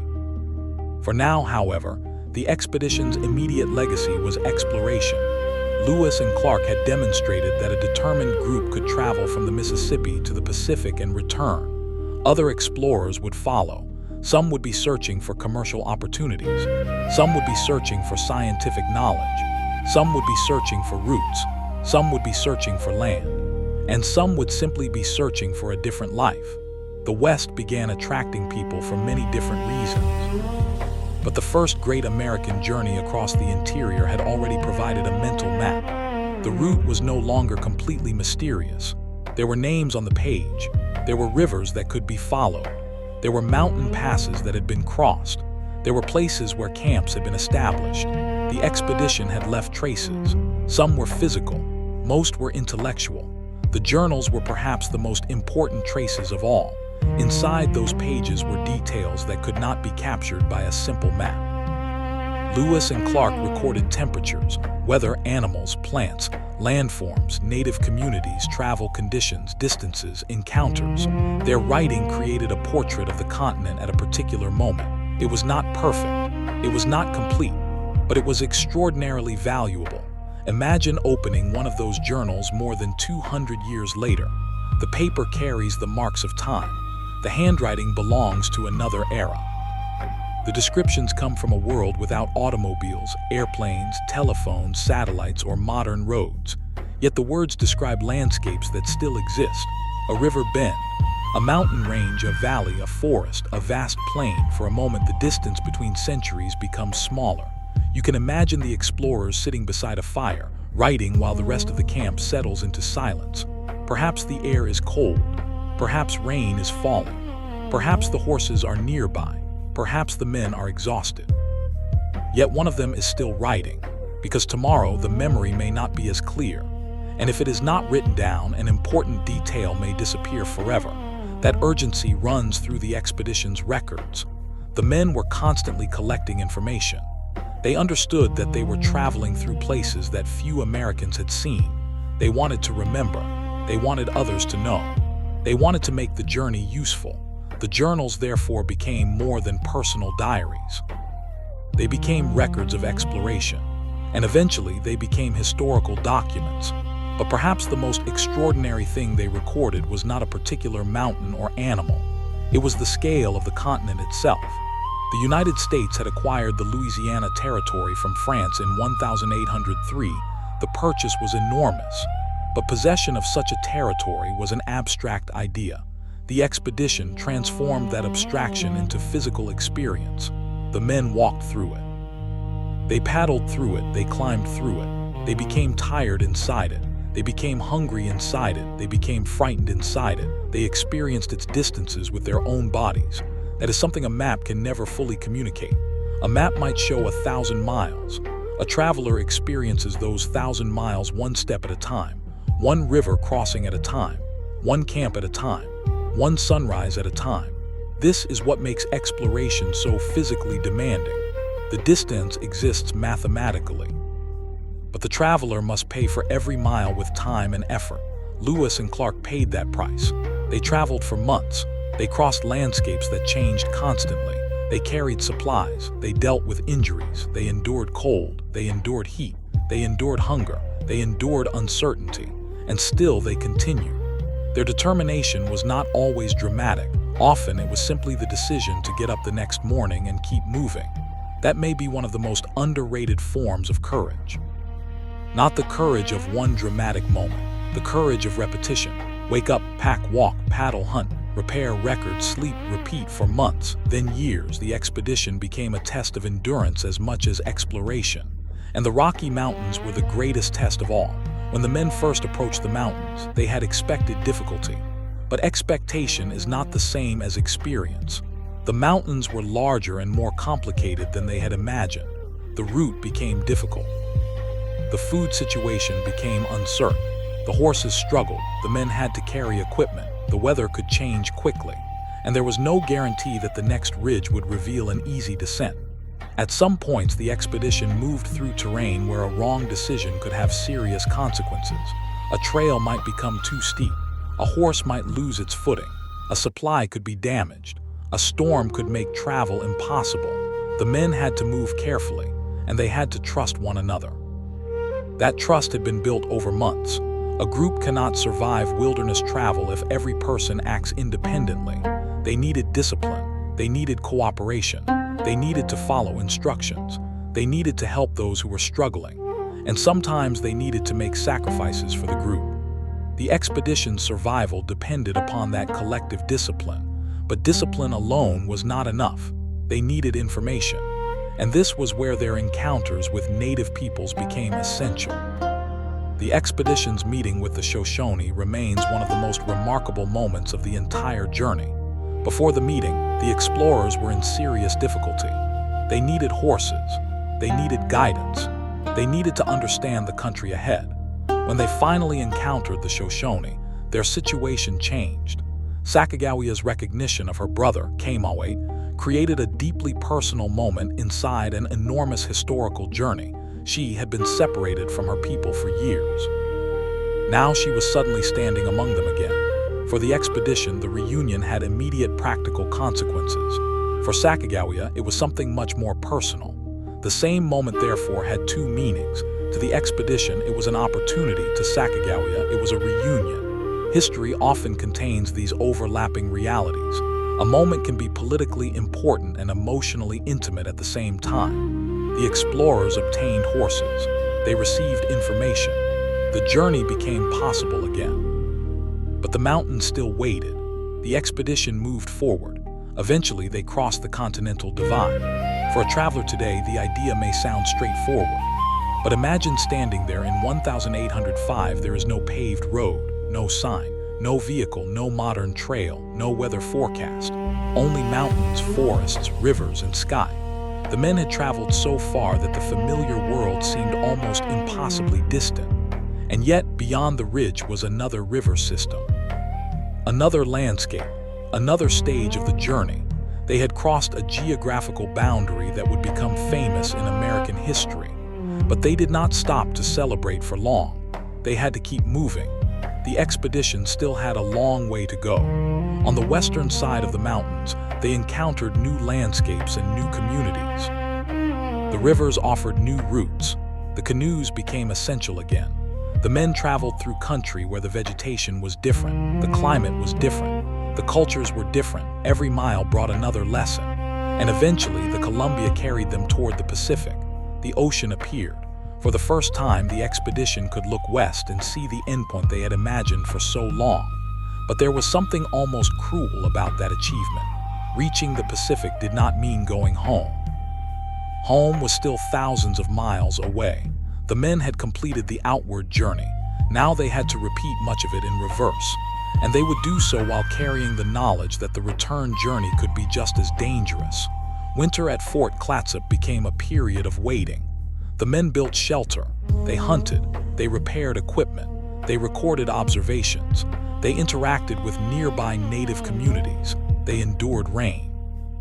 The Pacific Northwest winter was unlike the conditions they had experienced on the Great Plains. The constant moisture affected everything: clothing, firewood, shelter, equipment. The fort became a temporary world. The expedition members lived together within its walls. The days followed a routine. But beyond the fort was the ocean. Beyond the ocean was the vast Pacific. And behind them were the mountains.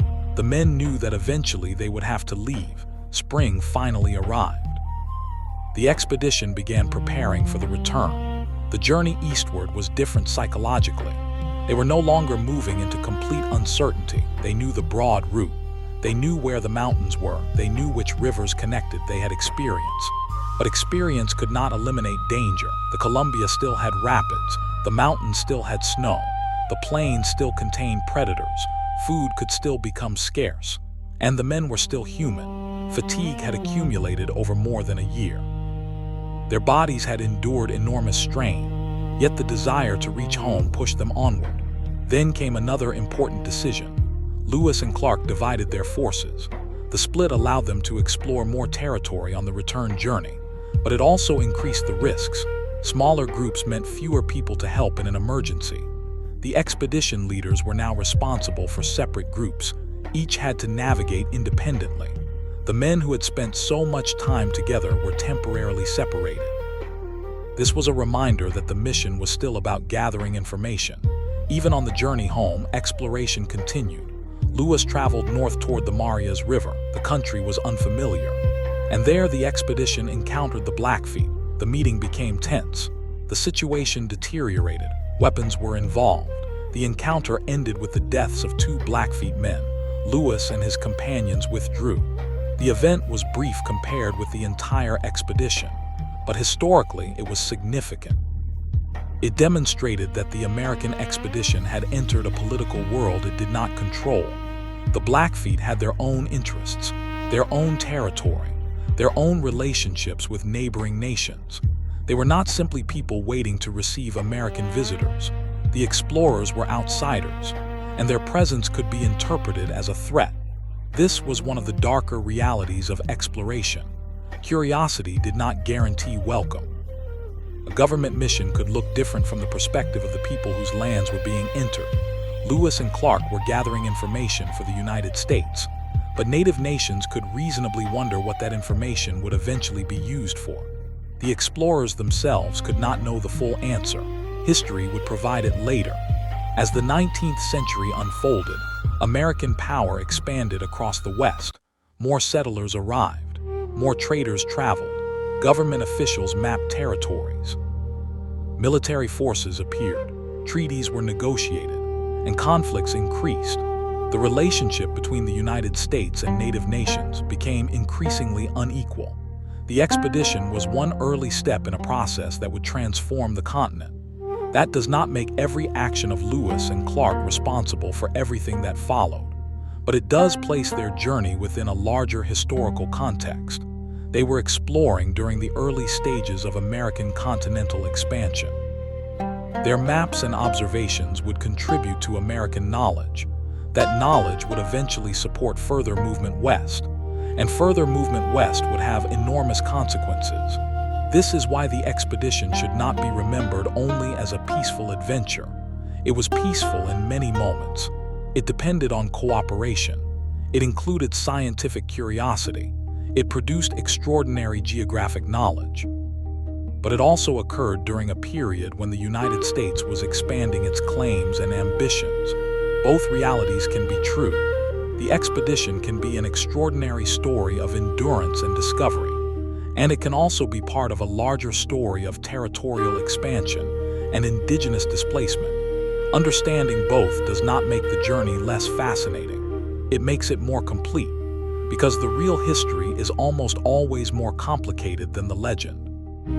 And the legend of Lewis and Clark became increasingly powerful after their return. Their journey was retold, their names became famous, their achievements became symbols of American exploration. Over time, some details were simplified.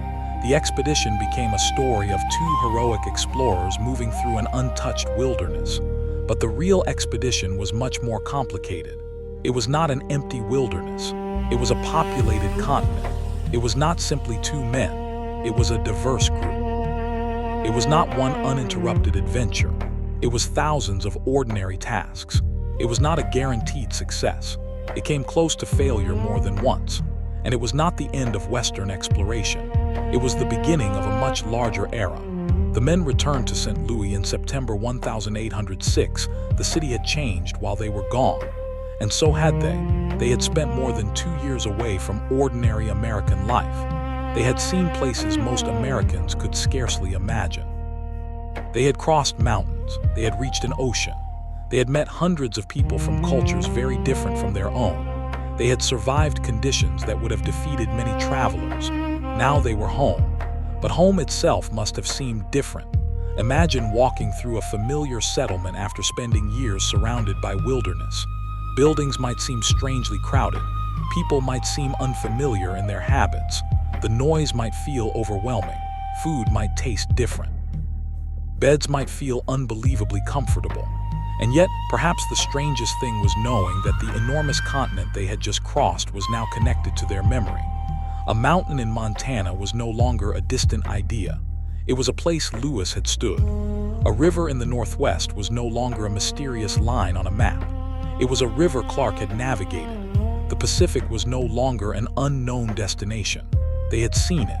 They had stood beside it. They had watched it.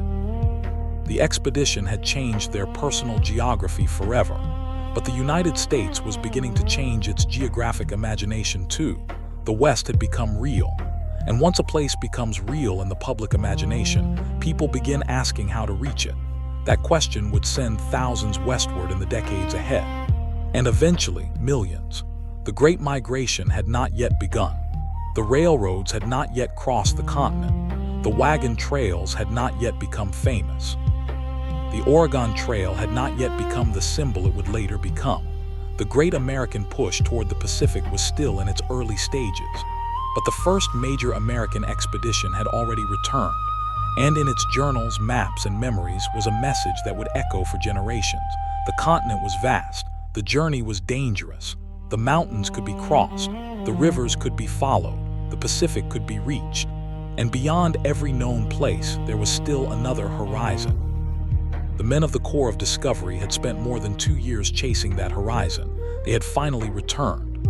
But the horizon had not disappeared. It had simply moved farther west.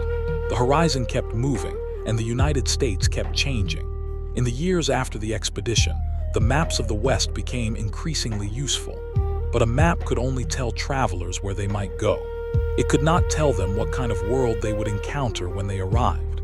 That knowledge would have to be earned again and again. Fur traders were among the first to follow the possibilities revealed by exploration. The rivers that Lewis and Clark had traveled became part of a growing network of commercial routes. Traders pushed into the interior searching for beaver and other valuable furs. They learned the waterways. They negotiated with native communities. They established temporary camps and trading posts. The West was becoming connected to markets thousands of miles away. A beaver trap beside a remote mountain stream could eventually become part of an international economy. That connection changed the meaning of distance. A place that had once seemed impossibly remote could suddenly become economically important. But the fur trade also depended heavily on indigenous knowledge. Native hunters understood animal behavior. They knew seasonal movements. They knew where game was abundant. They knew the rivers and mountain passes. They understood how to survive in environments that were difficult for outsiders. The earliest traders, therefore, entered a world they did not fully understand. They had to learn from the people already there. In many places, trade created relationships that could be mutually beneficial. Native communities could obtain metal tools, cloth, firearms, and other goods. Traders could obtain furs, horses, food, and information. But these relationships were not always equal. The arrival of outside markets could change local economies. Demand for certain animals could increase hunting pressure. Firearms could alter the balance between neighboring nations. New diseases could spread along trade networks. The West was becoming more connected, but connection brought both opportunity and danger. Lewis and Clark had witnessed the beginning of that process. They could not see where it would lead. Their expedition had been temporary. The traders who followed were interested in staying. That difference mattered. An expedition arrives, observes, and leaves. A trading network returns repeatedly. A settlement remains. A road becomes permanent. Once people begin returning to the same locations, the relationship between humans and landscape begins to change. The rivers that had been routes for exploration could become routes for commerce. The trails that had been followed by native travelers could become routes for wagons. Valleys that had been hunting grounds could eventually become farms. The mountains that had once seemed like barriers could become passages for thousands of travelers. The transformation would take decades, but the first steps were already beginning, and the expedition's records helped make those steps possible. There was another important consequence. Lewis and Clark had demonstrated that the United States could organize a major expedition across enormous distances. That gave confidence to later explorers.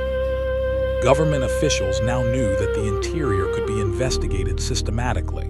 The country could send people west. It could gather information. It could map. It could establish relationships. It could return. This confidence would eventually produce more expeditions. Some would travel farther north. Some would explore the Southwest. Some would investigate the Great Basin. Others would seek practical routes across the mountains. The American government was slowly building a geographic understanding of the continent. But there was still an enormous gap between knowledge and control. The West remained difficult to govern. The distances were enormous. Communication was slow. Native nations retained power. European interests remained. And the physical landscape remained unforgiving. For decades, the Rocky Mountains would continue to challenge travelers.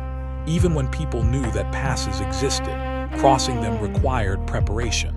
The mountains did not become smaller because Lewis and Clark had crossed them.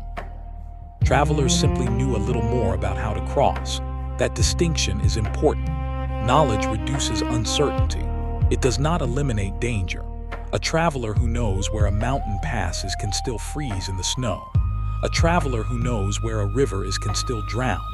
A traveler who knows where a trail begins can still become lost. Lewis and Clark's journey had not defeated the wilderness. It had created a record of how one group survived it. That record became part of the foundation for future travel. The expedition also changed how Americans imagined the Pacific. Before the journey, the Pacific coast was distant. Afterward, it became connected to the interior through a real route. The Columbia River provided a natural pathway. The mountains could be crossed. The Pacific could be reached. That geographic connection would eventually become economically and politically important. The idea of a nation stretching from the Atlantic to the Pacific was not yet fully realized, but the physical possibility had been demonstrated. The continent was not an unbroken barrier. There were pathways through it: rivers, valleys, mountain passes, plains, coastal routes. The challenge was learning how to use them. As more travelers entered the West, they would add new information. Every expedition corrected something. A river might be mapped more accurately. A mountain pass might be found. A shortcut might be discovered. A dangerous route might be avoided. A new source of water might be identified. The map would slowly become more detailed. This is how geographic knowledge develops. One journey rarely provides everything. Each traveler builds upon the work of those who came before. Lewis and Clark had built upon earlier maps and reports. Future explorers would build upon Lewis and Clark. Then later travelers would build upon them. Over time, uncertainty would shrink. But another process was growing alongside exploration: settlement. The more Americans learned about the West, the more they imagined living there. Some were attracted by farmland, others by trade, others by opportunity. Some wanted to escape crowded eastern communities. Some simply wanted a new beginning. The frontier became a powerful idea in American culture. The image of a person moving west in search of opportunity became part of the national identity. But this movement had consequences. A place that looked open on an American map could already belong to another community. A valley that seemed available could be a traditional hunting ground. A river route could pass through territory controlled by a native nation. A mountain pass could have cultural significance. The concept of empty land was often a misunderstanding created by outsiders. The West was not empty. It was sparsely populated in some places compared with the cities of the East, but sparsely populated did not mean uninhabited. The people who lived there had relationships with the land that did not always fit European or American ideas of property. This difference would create enormous conflict in the decades ahead. The expedition itself sometimes recorded evidence of these complex relationships. Lewis and Clark saw villages. They saw cultivated fields. They saw hunting camps. They saw horses. They saw trade. They saw communities moving seasonally. They saw people managing landscapes in ways that reflected generations of experience. The land was being used. It was being cared for. It was being traveled. It was being remembered. The explorers were not moving through a blank canvas. They were moving through a landscape shaped by human history. And yet the United States increasingly viewed the region through the lens of expansion. The Louisiana Purchase had created a vast territory under American claim. The expedition helped describe it. Later generations would seek to occupy it. This was one of the great transformations of 19th century America. A republic that had begun along the Atlantic became increasingly continental. The Pacific coast became part of the national imagination. The journey of Lewis and Clark became a symbolic beginning of that process, but the symbolism could sometimes hide the complexity. The real story included native nations whose lives were transformed. It included traders and explorers. It included enslaved people. It included women whose contributions were often minimized. It included soldiers whose names are barely remembered. It included landscapes that changed dramatically. The famous names became Lewis and Clark. The actual story was much larger. Consider York again. He had traveled thousands of miles with the Corps. His strength and abilities were visible to the people they encountered, yet his legal status remained that of an enslaved man. The expedition's success did not automatically give him freedom. This is a striking contradiction. A man who had crossed an entire continent was still denied basic legal independence. His journey demonstrated extraordinary physical freedom, while his social position remained constrained. The story of York, therefore, forces us to look beyond the heroic image. The United States was expanding geographically, while still struggling with profound contradictions within its own society. Freedom existed alongside slavery. Democracy existed alongside exclusion. Expansion created opportunities for some, while threatening the lives and territories of others. Lewis and Clark's expedition did not solve those contradictions. It simply traveled through them. And perhaps that is why historical stories become more interesting when we stop treating them as simple legends. Expedition can be admired without pretending it was perfect. The men showed courage. They endured enormous hardship. They gathered valuable knowledge. They interacted with many communities. They accomplished something extraordinary. At the same time, their journey contributed to a process of American expansion that would eventually have devastating consequences for many indigenous nations. Both realities belong to the history. Neither needs to erase the other. The most honest stories are often the most complicated. And the expedition's own journals contain evidence of that complexity. They record moments of kindness, moments of fear, moments of curiosity, moments of misunderstanding, moments of diplomacy, moments of violence. The continent was not one emotional experience. It was constantly changing. One day might be peaceful, the next could be dangerous. One community might welcome the expedition. Another might remain suspicious. One river might provide easy travel. Another might nearly destroy the boats. One mountain valley might provide abundant food. The next might offer almost nothing. The expedition survived because it never assumed that yesterday's conditions would continue tomorrow. That adaptability was perhaps its greatest strength. The men learned to change their plans. They learned to listen. They learned to wait. They learned to push forward. They learned when to be cautious. They learned that survival often depended upon accepting that their original plan was wrong. This lesson became particularly important during the winter at Fort Clatsop. The men had expected the Pacific coast to be the great destination. But when they arrived, they discovered that reaching the ocean was only half the mission. They had to survive winter. They had to preserve supplies. They had to prepare for the return. The destination itself became another place where they had to adapt. They could not simply celebrate and leave. The environment demanded attention: rain, cold, food, shelter, routine. The men had to turn exploration into ordinary life. That transition is easy to overlook. The dramatic moment is reaching the Pacific, but the real test was staying alive afterward. The same was true of the return journey. The famous image is the expedition arriving back in St. Louis. But the months between the Pacific and home were filled with work. The men navigated rivers, they crossed mountains, they hunted, they separated into smaller groups. They encountered unfamiliar communities, they dealt with danger. They continued recording information. The return was not an epilogue. It was another expedition. In fact, the men continued exploring even after reaching the Pacific. Lewis's journey toward the Marias River demonstrated that the desire for knowledge remained strong even when the original objective had been achieved. Exploration had become a habit. Once you begin asking questions about a landscape, one answer often creates another question. Where does this river go? What lies beyond this mountain? Which route connects these valleys? Who lives there? What animals inhabit that region? Is there another pass? How far north does this range extend? Knowledge creates curiosity. Curiosity creates movement. And movement creates more knowledge. That cycle continued long after Lewis and Clark returned home. Other explorers followed. They corrected their maps. They added new observations. They pushed into regions the Corps had never visited. The continent slowly became more familiar to American mapmakers, but it never became completely predictable.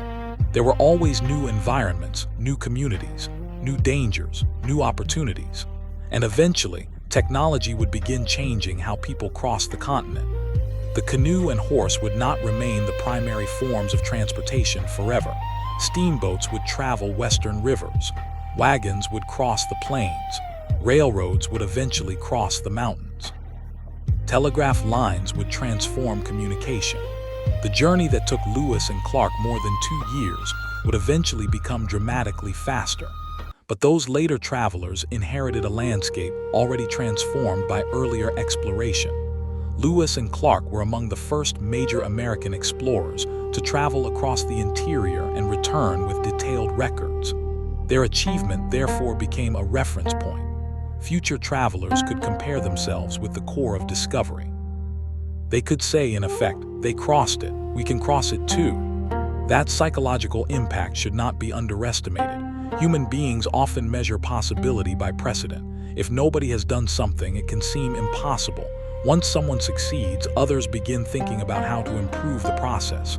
Lewis and Clark created that precedent. They had demonstrated that the continent could be crossed by a determined expedition. The route was difficult, but it existed. The mountains were formidable, but they could be crossed. The rivers were dangerous, but they could be navigated. The Pacific was distant, but it could be reached.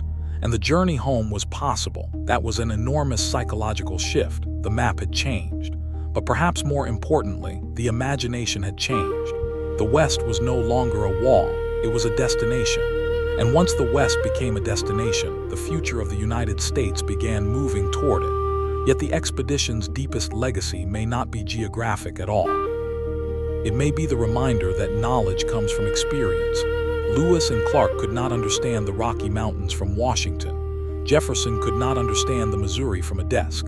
A map could not reveal every danger. A report could not replace first-hand observation. The expedition had to go, they had to see, they had to walk, they had to ask, they had to listen, they had to record. That is why exploration remains so powerful. It transforms an abstract question into a physical experience. How far is it becomes I have walked it. What is beyond the mountain becomes I have seen it. The river be followed becomes I have traveled it. What is the land like becomes I have stood there. Expedition turned questions into answers, but every answer produced more questions, and that is perhaps the true nature of discovery. There is no final map. There is only a map that becomes more complete. Lewis and Clark had filled enormous blank spaces, but they had not filled all of them. They had opened the door to another generation, and another, and another. The West would continue changing. The people would continue moving. The maps would continue evolving. And the story that began with a small group leaving St. Louis in 1804 would eventually become part of the much larger story of a nation stretching from one ocean to another. But before all of that happened, there was one simple fact. A group of men had left home. They had followed a river. They had climbed mountains. They had reached the Pacific. They had survived the return. And they had come back carrying proof that the continent, immense as it was, could be crossed. Their journey had begun as an expedition beyond the known. It ended as one of the foundational stories of American exploration. Yet if you stood beside the Missouri River on the evening they returned, there would have been no sense that history had just changed forever. There would simply have been tired men, boats, equipment, dust, water, and the relief of being home. The enormous consequences were still invisible. The maps had not yet changed the world. The stories had not yet become legends. The West had not yet been transformed. But the first great journey had been completed. And somewhere beyond the horizon, the Rocky Mountains were still standing exactly as they had before, waiting, silent, unchanged, while the country to their east prepared unknowingly to enter a new age. The new age did not arrive all at once. There was no single morning when Americans suddenly understood what Lewis and Clark had accomplished. Instead, the consequences spread slowly. A map was copied, a journal was read, a trader heard a story, a government official studied a river, a young man imagined the West. One small decision followed another, and gradually the continent began to change. Lewis and Clark themselves would not control that future. They had completed their mission. But their lives after the expedition would become complicated in ways that were very different from the simplicity of the journey itself. Meriwether Lewis returned to the United States as a celebrated figure. The government recognized the importance of what he had accomplished. He received political opportunities. He became governor of the Upper Louisiana Territory. At first, this seemed like a natural continuation of his career. The explorer who had crossed the continent would now help administer part of the enormous territory he had helped document. But government work was very different from exploration. Exploration rewarded movement. Government demanded patience. Exploration allowed a person to make decisions quickly in the wilderness. Administration required paperwork, communication, politics, and negotiation. Lewis struggled with some of these responsibilities. His life after the expedition never achieved the same clarity as the journey itself. William Clark followed a different path. His experience in mapping and diplomacy remained valuable. He continued working in the West. He eventually became involved in government affairs concerning native nations. His career would continue for decades, but even Clark's later life was connected to the expedition. The journey had shaped his reputation. His maps and observations remained important. His name became permanently attached to the exploration of the American West. Yet there was something almost strange about the way history remembered them. The expedition lasted roughly 2.5 years. Their later lives lasted much longer, but the expedition became the defining chapter. For many people, Lewis and Clark became frozen in 1805 in the public imagination. They remained the young explorers crossing mountains. The complicated people they became afterward were less remembered. History often does this. It turns living human beings into symbols. A person becomes a name becomes a story becomes a legend. And eventually, the legend becomes simpler than the person ever was. The same thing happened to the expedition itself. Over time, the details became less important to popular audiences. The difficult days of hunger, the endless repairs, the arguments, the uncertainty, the diplomatic challenges, the exhausting portages, the dangers of travel, all of these could disappear behind a more attractive image. Two famous explorers, a vast wilderness, a heroic journey, a Pacific sunset. It is an unforgettable image, but the real story was harder. The expedition was not beautiful every day. Sometimes it was miserable. Sometimes the men were sick. Sometimes they were cold. Sometimes they were wet for days. Sometimes they were frightened. Sometimes they were frustrated with one another. Sometimes they did not know whether they would survive. And sometimes the landscape that looked magnificent from a distance became an obstacle that had to be physically overcome. This was particularly true in the mountains.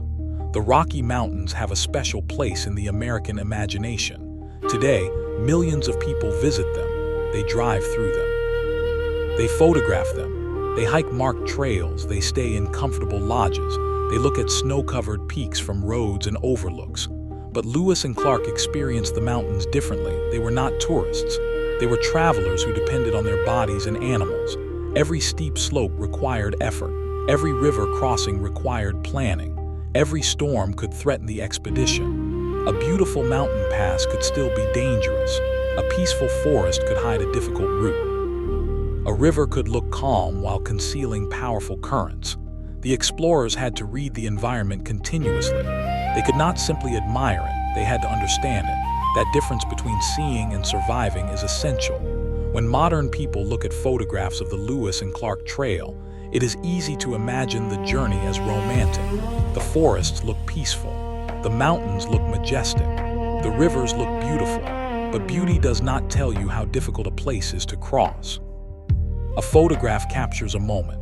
An expedition experiences the entire day. It experiences the rain before the photograph, the cold after sunset, the hunger in the evening, the wet clothing in the morning, the blisters, the exhaustion, the uncertainty. That was the world of the core of discovery. And yet, despite all of this, the men continued observing. This is perhaps one of the most impressive aspects of their work. They did not simply survive. They documented, they measured, they described, they drew. They collected. Their minds remained active even when their bodies were exhausted. That combination of endurance and curiosity gave the expedition its lasting value. A soldier might survive a dangerous journey, but a soldier who also records what he sees creates knowledge for everyone who comes afterward. The journals became a bridge between the expedition and the future. Years later, historians could return to those pages. Scientists could examine the descriptions.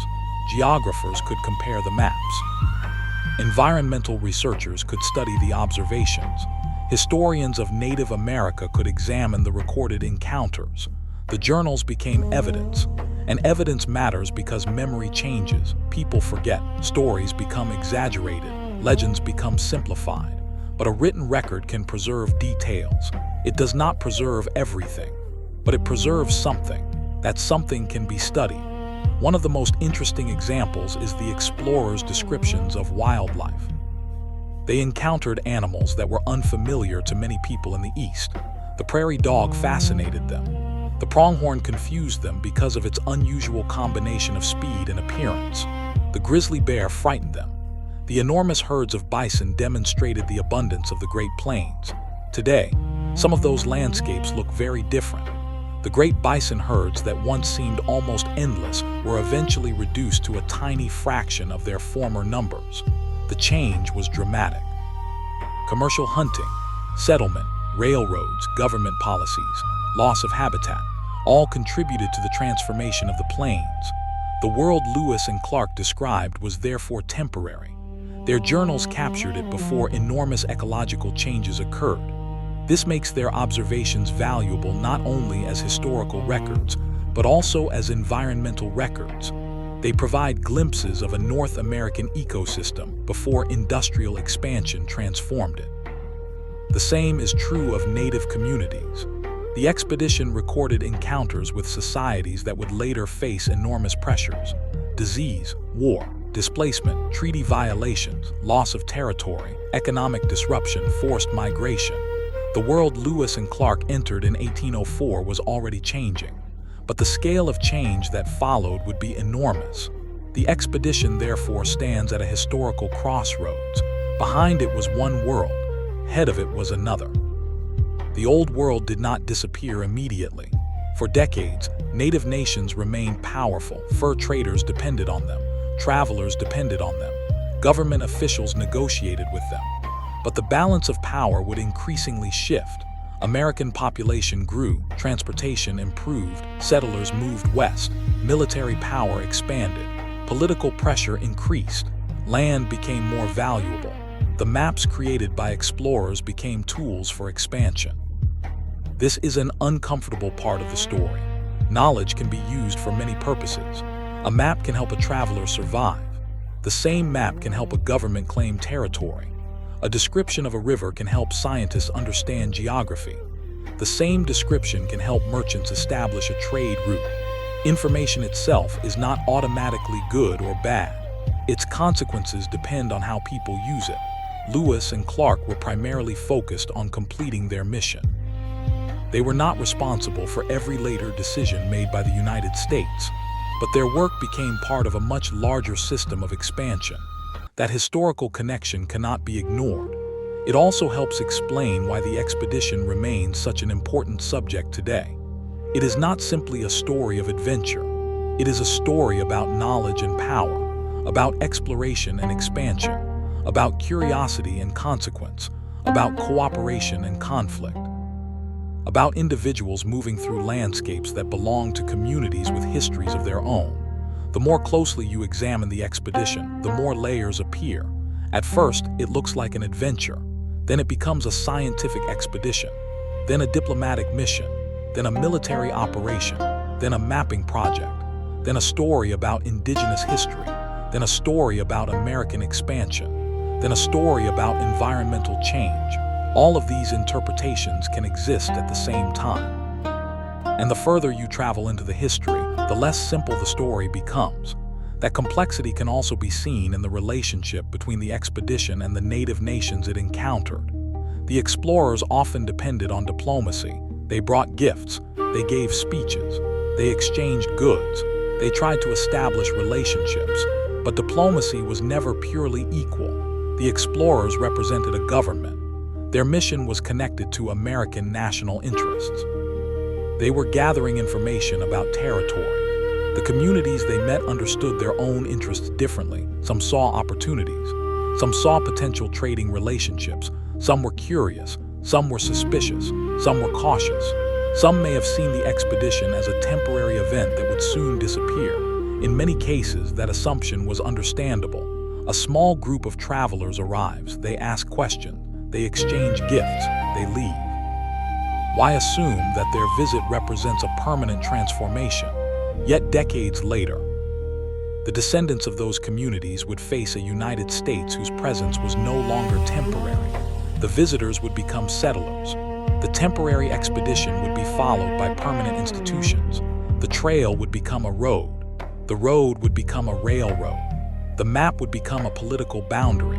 The boundary would become a reservation. The transformation could be gradual enough that no single moment seemed decisive. But over generations, the cumulative effect was enormous. This is why the expedition can be viewed as a beginning without being described as the sole cause of everything that followed. It was one step in a much longer process. The United States had already been expanding before Lewis and Clark. It would continue expanding after them. The expedition helped provide information and confidence for that process. But history is rarely the work of two individuals alone. Millions of decisions made by countless people shape the future. Some were famous, most were not. Traders, farmers, soldiers, missionaries, guides, hunters, mothers, children, government officials, native leaders, immigrants, enslaved people, freed people. Every group experienced Western expansion differently, and the West itself was not one place. The Great Plains were different from the Rocky Mountains. The Columbia Basin was different from the Pacific Coast. The Northern Plains were different from the deserts farther south. Different environments created different challenges. Different native nations had different political systems, different economies developed, different relationships with newcomers emerged. Lewis and Clark had crossed a huge portion of this diversity, but even they had only seen part of it. The continent remained much larger than their route. There were regions they never visited. There were communities they never met. There were languages they never heard. There were landscapes they never saw. Their map was impressive, but it was still incomplete. And that incompleteness became an invitation. Future explorers would push farther. They would travel into the Southwest. They would explore the Great Basin. They would investigate the northern frontier. They would search for additional river systems. They would climb peaks. They would cross deserts. They would map coastlines. Each expedition would add another layer. Eventually, the blank spaces on American maps became smaller, but the process of exploration was never really finished. Even today, maps do not tell us everything. Modern technology can reveal landscapes from satellites. Scientists can measure ecosystems. Researchers can study climate. But the basic human desire remains the same: to look beyond what is known, to ask what lies on the other side. Lewis and Clark embodied that desire in one of its earliest American forms. They were products of their time. Their assumptions reflected the world in which they lived. Their mission reflected the ambitions of the young United States. Their journals preserve both their discoveries and their limitations.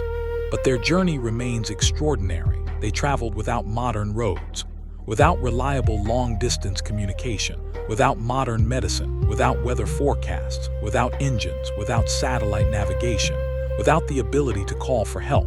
Their route depended on rivers, horses, human strength, and knowledge. And when those things failed, there was no backup system. The expedition had only itself. That fact makes the survival of the Corps remarkable. More than 40 men left St. Louis. They traveled through enormous distances. They faced serious dangers, and almost all returned.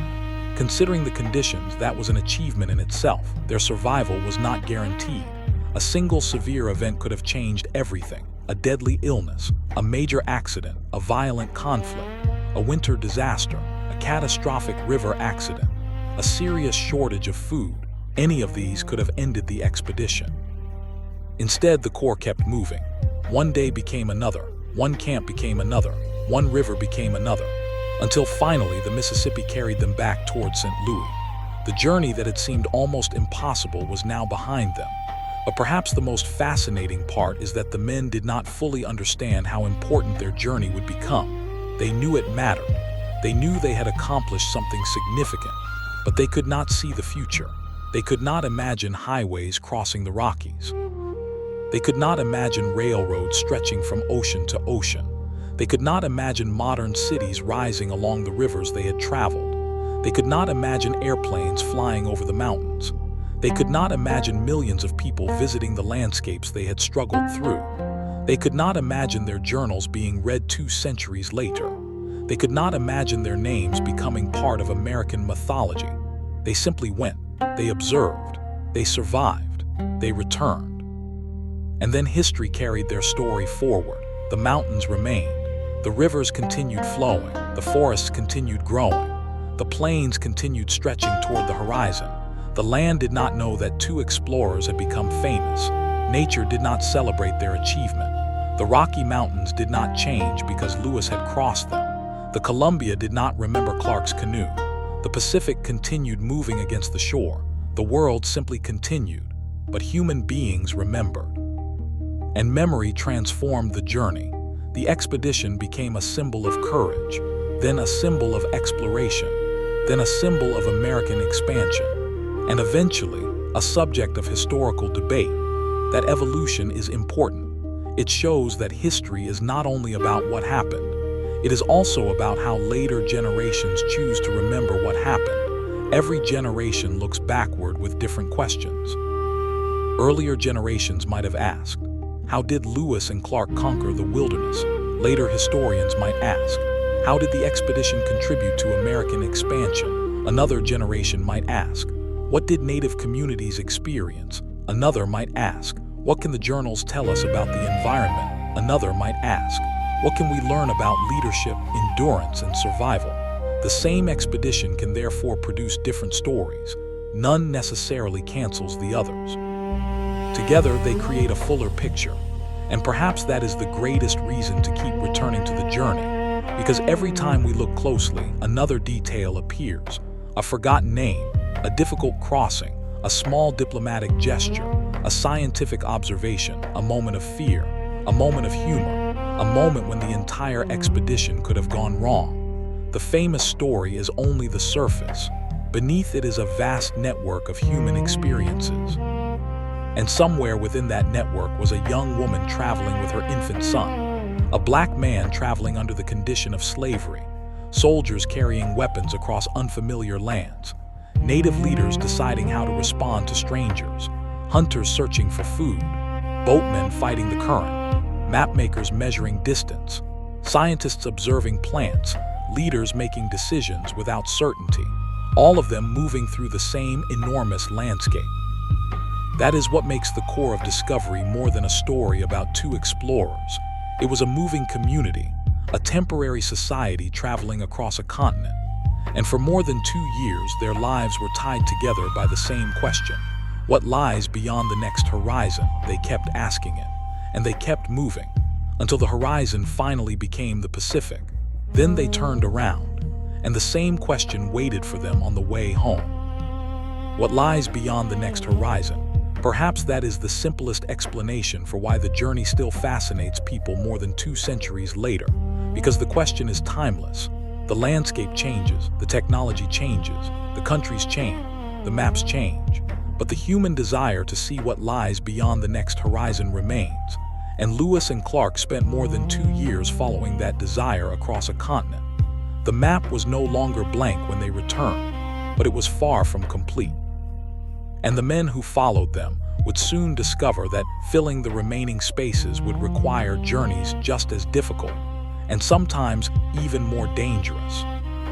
The years that followed Lewis and Clark's return would prove that crossing the continent was only the beginning. The maps had changed, but the landscape had not become easier. The rivers still flooded. The mountains still held snow. The plains still stretched farther than most travelers could imagine. And the people who already lived across the West continued to shape the region's history. The United States now possessed a growing body of information about the interior, but information alone could not transform a wilderness into a transportation network. Someone still had to travel the routes. Someone had to establish relationships. Someone had to build trading posts. Someone had to carry supplies. Someone had to survive. The first people to do this on a large scale were often the fur traders. They followed rivers and trails that native peoples had used for generations. They learned quickly that the most important resource was not always the animal they were hunting. Sometimes it was information. Knowing where to find a safe crossing could save a man's life. Knowing where another community could be encountered could determine whether a trading expedition succeeded. Knowing which mountain pass remained open in a particular season could mean the difference between reaching a destination and spending an unexpected winter in the mountains. The West rewarded knowledge, and indigenous communities possessed enormous amounts of it. Traders who ignored that knowledge often struggled. Those who listened could survive. This was one of the great lessons of the early Western trade. The American frontier was not conquered by force alone. It was navigated through relationships. A trader might spend weeks negotiating. A guide might become essential to an entire expedition. A native family might provide food to exhausted travelers. A local interpreter might explain a language that otherwise seemed impossible to understand. These interactions rarely became famous, but they were the invisible infrastructure of Western travel. Without them, maps were not enough. A line drawn across a mountain range could not tell you where to find water. A compass could tell you direction, It could not tell you which trail would collapse after a storm. A map could show a river. It could not tell you which section was safe to cross. The explorers had learned this. Future travelers would learn it again, and sometimes they learned it the hard way. As the fur trade expanded, another important transformation took place. The West became a meeting place for people from increasingly distant regions: French-speaking traders, American merchants, British company, Spanish interests, native nations, mixed heritage families, missionaries, military officers, later, settlers from the eastern United States. The region was becoming more interconnected. Different languages could be heard around the same campfire. Different customs could exist within the same trading community. The frontier was not culturally empty. It was becoming culturally complex. This complexity would later be hidden by the simple image of the American frontier. The popular story often imagines one kind of person moving west, but the real West contained many kinds of people. There were native communities whose histories stretched back thousands of years. There were Europeans who had been involved in Western trade for generations. There were Americans arriving from the East. There were enslaved people and free black people. There were women traveling with families. There were children born far from the places their parents considered home. There were people who moved seasonally. There were people who stayed in one place. The frontier was a meeting point, and Lewis and Clark had passed through the early stages of that complex world. Their journey had also demonstrated something that would become increasingly important. The West was not one continuous environment. Travelers had to adapt repeatedly. The Great Plains demanded one set of skills. The Rocky Mountains demanded another. The Columbia River demanded another. The Pacific Coast demanded another. A person who was excellent at hunting buffalo might not know how to navigate a coastal rainforest. A river guide might not understand the high mountain passes. A mountain traveler might struggle on the open plains. This created a demand for specialists. People who knew particular environments became valuable. Knowledge became a form of currency. A man who knew a mountain pass could lead an expedition. A woman who knew local plants could help treat illness. A hunter who understood animal movement could keep a group alive. A translator could make diplomacy possible. A blacksmith could repair the tools that kept an expedition functioning. The West was built by people with specialized knowledge, and much of that knowledge came from native communities. The American expansion that followed would often depend upon knowledge developed long before the United States existed. This is one of the great ironies of the period. The United States wanted to understand and eventually control the West. Yet to do so, Americans frequently depended on people whose lands and political independence would later be threatened by that expansion. The history contains a deep contradiction. The knowledge that helped travelers move west could eventually help settlers move west. The same trails that connected native communities could later carry wagon trains.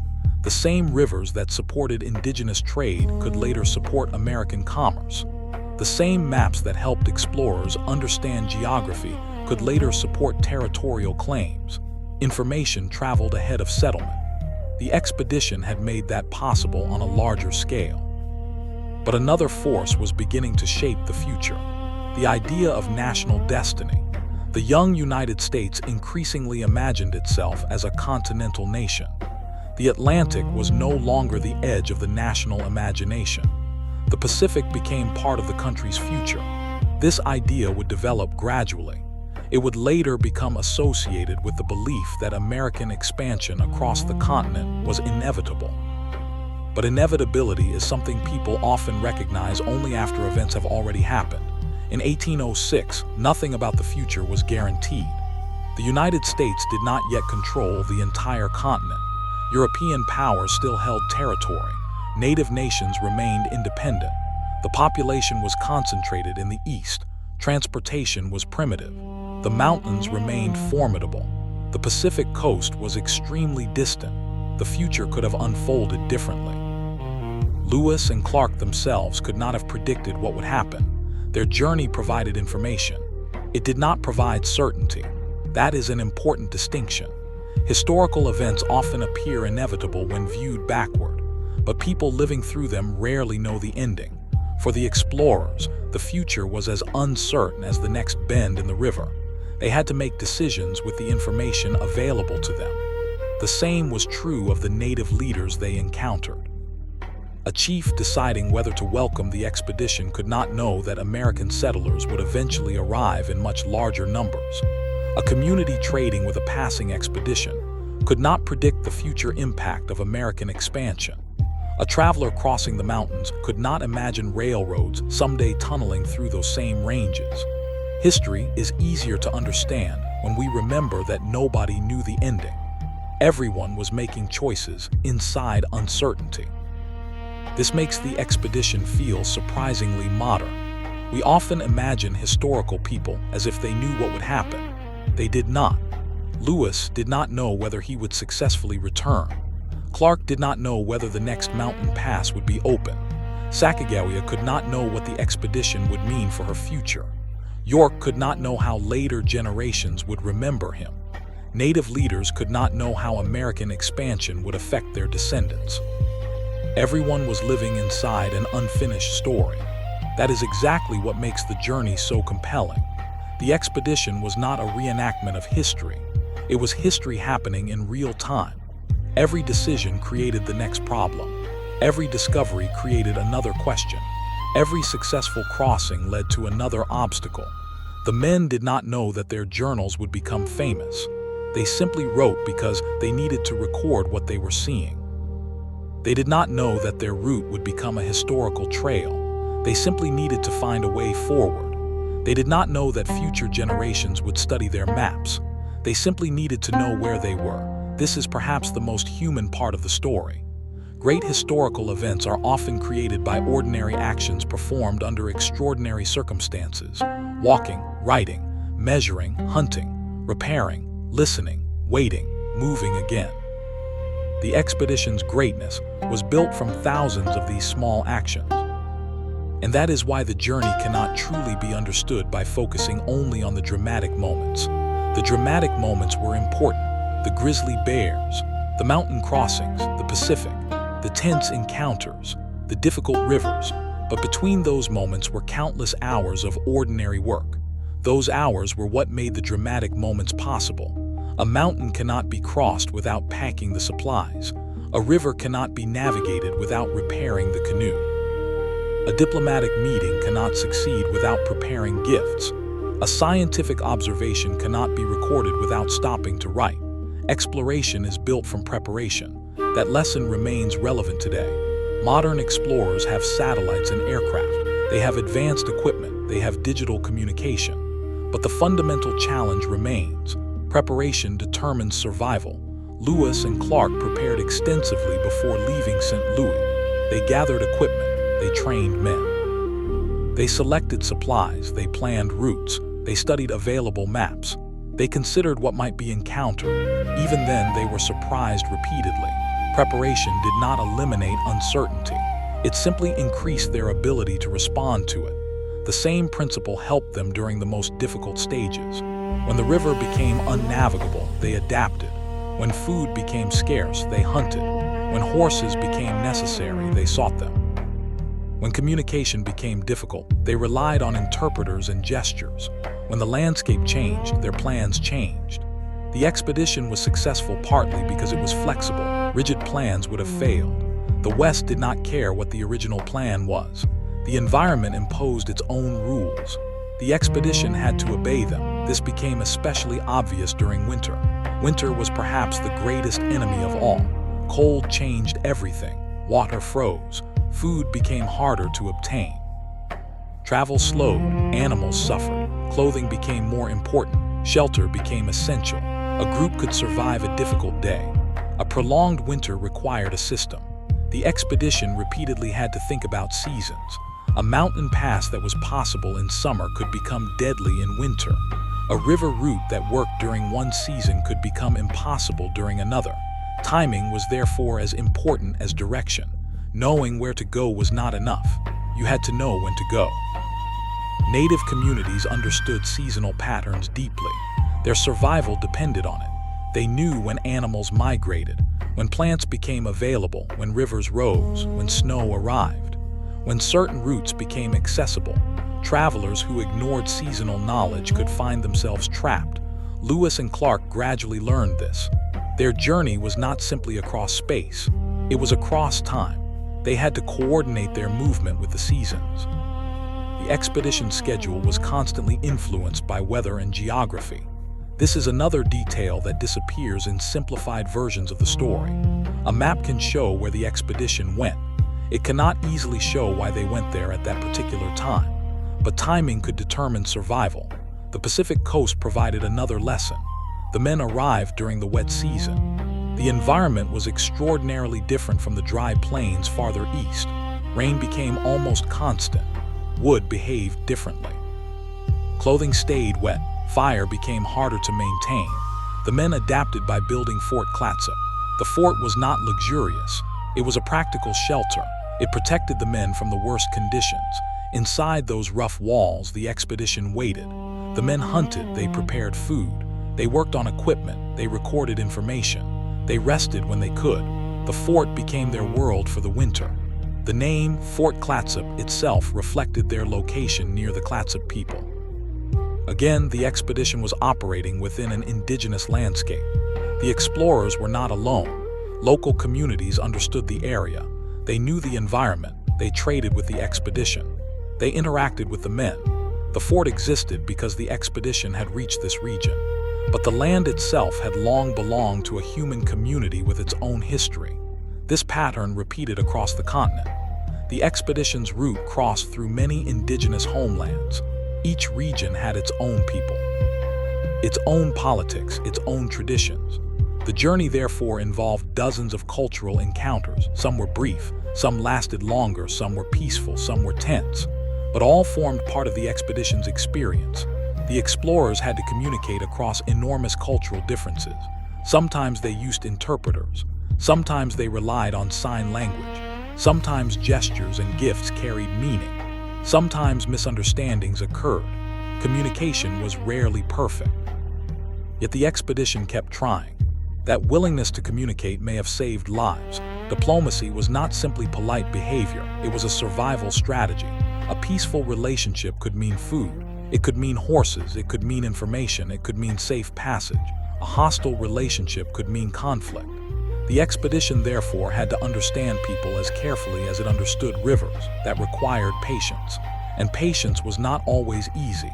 The men were tired, they were often under pressure. They had orders, they had schedules, they wanted to reach their objectives, but they could not force every encounter to move at their desired speed. Sometimes they had to wait, sometimes they had to listen, sometimes they had to accept that another community had its own priorities. This is another lesson that becomes clearer when the expedition is viewed from multiple perspectives. To Lewis and Clark, the journey was a mission. To a native community, their arrival might simply be an unexpected event. The explorers had a schedule. The community had its own life. Those two realities did not always align, yet they repeatedly found ways to interact. That ability to negotiate differences was one of the expedition's most important skills. And it was not only the leaders who made it possible. Interpreters played a critical role. Without people who could bridge languages, communication would have been extremely limited. Language is more than vocabulary. A translation must also convey intention. A phrase that sounds harmless in one culture might have political meaning in another. A gift might mean friendship, or it might be interpreted as an attempt to establish a relationship of obligation. A speech might sound respectful, or it might be misunderstood. The expedition therefore depended on people who understood more than words. They needed cultural knowledge. Again, this knowledge often came from people who had lived between different worlds. Sacagawea is one of the most famous examples. Her life connected different communities and languages. Her presence demonstrated how individuals could carry knowledge across cultural boundaries. But she was not the only person doing this. The West was full of people who crossed cultural lines, traders, interpreters, mixed heritage families, travelers, women, men, people who could speak multiple languages, people who understood multiple customs. These individuals often served as bridges. Without them, the frontier would have been even more difficult to navigate. The story of Lewis and Clark therefore also becomes a story about cultural intermediaries, people who could move between worlds, people whose knowledge was often invisible to outsiders, people whose contributions rarely appeared on the most famous maps. And yet, without them, the maps might never have been completed. The expedition's return did not erase these relationships.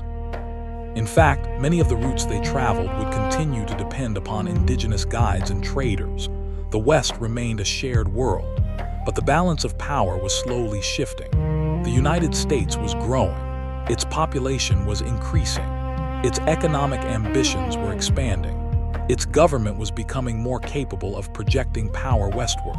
The expedition had demonstrated what was physically possible. The next generation would test what was politically possible. That process would be far more complicated, because traveling through a place is not the same as governing it. And governing a place inhabited by independent nations is not the same as drawing a line on a map. The coming decades would expose that difference again and again. For Lewis and Clark, however, the journey remained the central achievement. Their expedition had entered the unknown and returned. The men had seen the Pacific. They had crossed the Rockies. They had traveled through landscapes that had previously existed mostly as speculation for many Americans. They had created a record, and their record would become part of the foundation of American Western history. But the true meaning of the journey would continue evolving. The map was only the beginning. The future would be written across the land itself, and that future was already approaching, slowly and relentlessly, from the east. The future approaching from the east did not arrive as one enormous wave. It came in small groups, a few traders, a few missionaries, a few hunters, a few families, a few soldiers. Each group traveled for its own reasons. Some wanted wealth, some wanted land, some wanted adventure, some wanted to escape the crowded settlements of the east, some wanted to spread religion, some wanted to serve the government, some simply wanted a different life. But together, their movement began to change the meaning of the trails Lewis and Clark had traveled. A trail that had once been used by a handful of explorers could eventually be used by hundreds, then thousands. The difference between exploration and migration was enormous. An expedition could carry supplies for a limited period. A migrating population needed food, tools, livestock, shelter, and eventually permanent infrastructure. Once families began moving west, they could not simply live from expedition supplies. They needed farms, they needed mills, they needed stores, they needed roads, they needed towns, and towns required government. This was how temporary travel gradually became permanent occupation. The transformation did not happen immediately after Lewis and Clark. For years, the Western territories remained difficult and sparsely settled by Americans. But the idea of Western opportunity was becoming stronger. The journals of the expedition helped feed that imagination. The West could be crossed. The rivers were navigable. The mountains had passes. The plains contained enormous quantities of game. The Pacific coast could be reached. For people living in the East, these facts were powerful. A distant region that had once seemed almost mythical now had descriptions, names, distances, routes, possibilities. The American imagination had acquired a geography, and geography can shape ambition. A person who knows that a place exists may begin to imagine living there. A person who knows that a route exists may begin to imagine traveling it. A merchant who knows that a river connects distant regions may begin to imagine trade. The expedition therefore created more than information. It created possibilities. One of the most important possibilities was the Western fur trade. Beaver pelts were highly valuable because beaver fur could be used to make felt hats. Demand was strong. Fur companies saw opportunities across the mountains. Men began traveling deeper into the interior. They became known as mountain men. Their lives were often romanticized later. Stories portrayed them as fearless individuals living freely in the wilderness. The reality was much harder. A mountain man could spend months away from settlements. He had to hunt, trap, repair equipment, travel through difficult terrain, survive harsh weather, avoid dangerous situations, and depend heavily on local knowledge. Many learned from native communities. Some married native women and became part of extended networks. Others formed trading relationships. Some lived for long periods in native communities. The frontier was therefore not simply a line between civilization and wilderness. It was a zone of interaction. Cultures mixed, goods moved, languages spread, families formed, conflicts emerged. The West was becoming a network rather than a blank space. This network expanded through rivers. The Missouri remained one of the great routes. The Yellowstone River opened pathways deeper into the northern plains. The Platte became important farther south. The Columbia connected the interior to the Pacific. These waterways were natural highways. Before railroads, rivers were among the most efficient ways to move heavy goods. Lewis and Clark had learned their importance firsthand. The future would make even greater use of them. Steamboats would eventually travel parts of the western river system. Goods could be transported more quickly. Trading posts could receive supplies. Settlements could grow. The river became more than a geographical feature. It became infrastructure. This transformation was one of the most important changes in the 19th century West. Nature provided the basic routes. Human beings increasingly turned those routes into transportation systems. But every transportation network followed paths that had existed long before American settlement. Native peoples had traveled these rivers for generations. They knew the safest landing places. They knew where seasonal camps could be established. They knew where food could be found. They understood the river's rhythms. American expansion often followed these existing routes. The newcomers did not invent the geography. They inherited it. Sometimes they learned from the people already there. Sometimes they ignored them. The consequences of those choices varied. In some places, trade created cooperation. In others, competition increased. As more outsiders arrived, valuable resources became contested. Horses were especially important. For many Plains nations, horses transformed mobility, hunting, and warfare. Horses allowed people to travel farther. They made buffalo hunting more efficient. They increased the ability to move camps. They could also increase military power. The spread of horses across the plains had already begun long before Lewis and Clark. By the time the expedition traveled west, horses were central to many indigenous societies. The explorers quickly discovered how valuable horses could be. Their own expedition depended upon acquiring them in the Rocky Mountain region. This is another example of how the expedition relied upon existing systems. The explorers did not carry enough horses to cross the mountains. They needed local animals. They needed local knowledge. They needed local assistance. Without that help, the journey might have failed. The mountain crossing, therefore, became not only a test of physical endurance but also a test of diplomacy. The expedition had to build relationships, and relationships could determine survival. This was particularly important when the men encountered the Shoshone. The meeting with Kamawait is one of the expedition's most memorable scenes. Imagine the emotional complexity. A small group of strangers approaches. They are armed, they are exhausted, they need horses. They speak unfamiliar languages. Then Sacagawea recognizes people from her past. Suddenly, the diplomatic situation becomes personal. Her presence helps establish a connection. The meeting becomes more than a negotiation. It becomes a reunion. For the expedition, the result is crucial. For Sacagawea, the moment carries a completely different emotional weight. And for the Shoshone, the arrival of these strangers creates a new political situation. Three perspectives exist within the same event. That is one reason historical events should never be viewed from only one side. Every participant experiences the moment differently.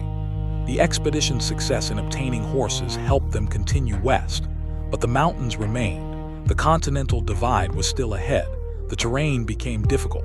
The men had to move slowly. They had to carry equipment. Their horses struggled. Their food supplies became uncertain. The journey through the Bitterroot Mountains was particularly difficult. The mountains seemed almost endless. The men were forced to follow difficult trails. The weather became severe. Their physical condition deteriorated. At times, the expedition faced serious shortages of food. This is one of the places where the heroic legend can hide the real danger. The men were not simply hiking through beautiful mountains. They were trying to move an entire expedition across terrain that was poorly understood by them. Every mistake cost energy. Every delay consumed food. Every injured animal reduced their ability to transport supplies. The mountain environment created a chain of problems. A horse could become exhausted. That meant a man might have to carry more equipment. Carrying more equipment caused greater fatigue. Greater fatigue increased the risk of injury. An injury slowed the group. A slower group consumed more food.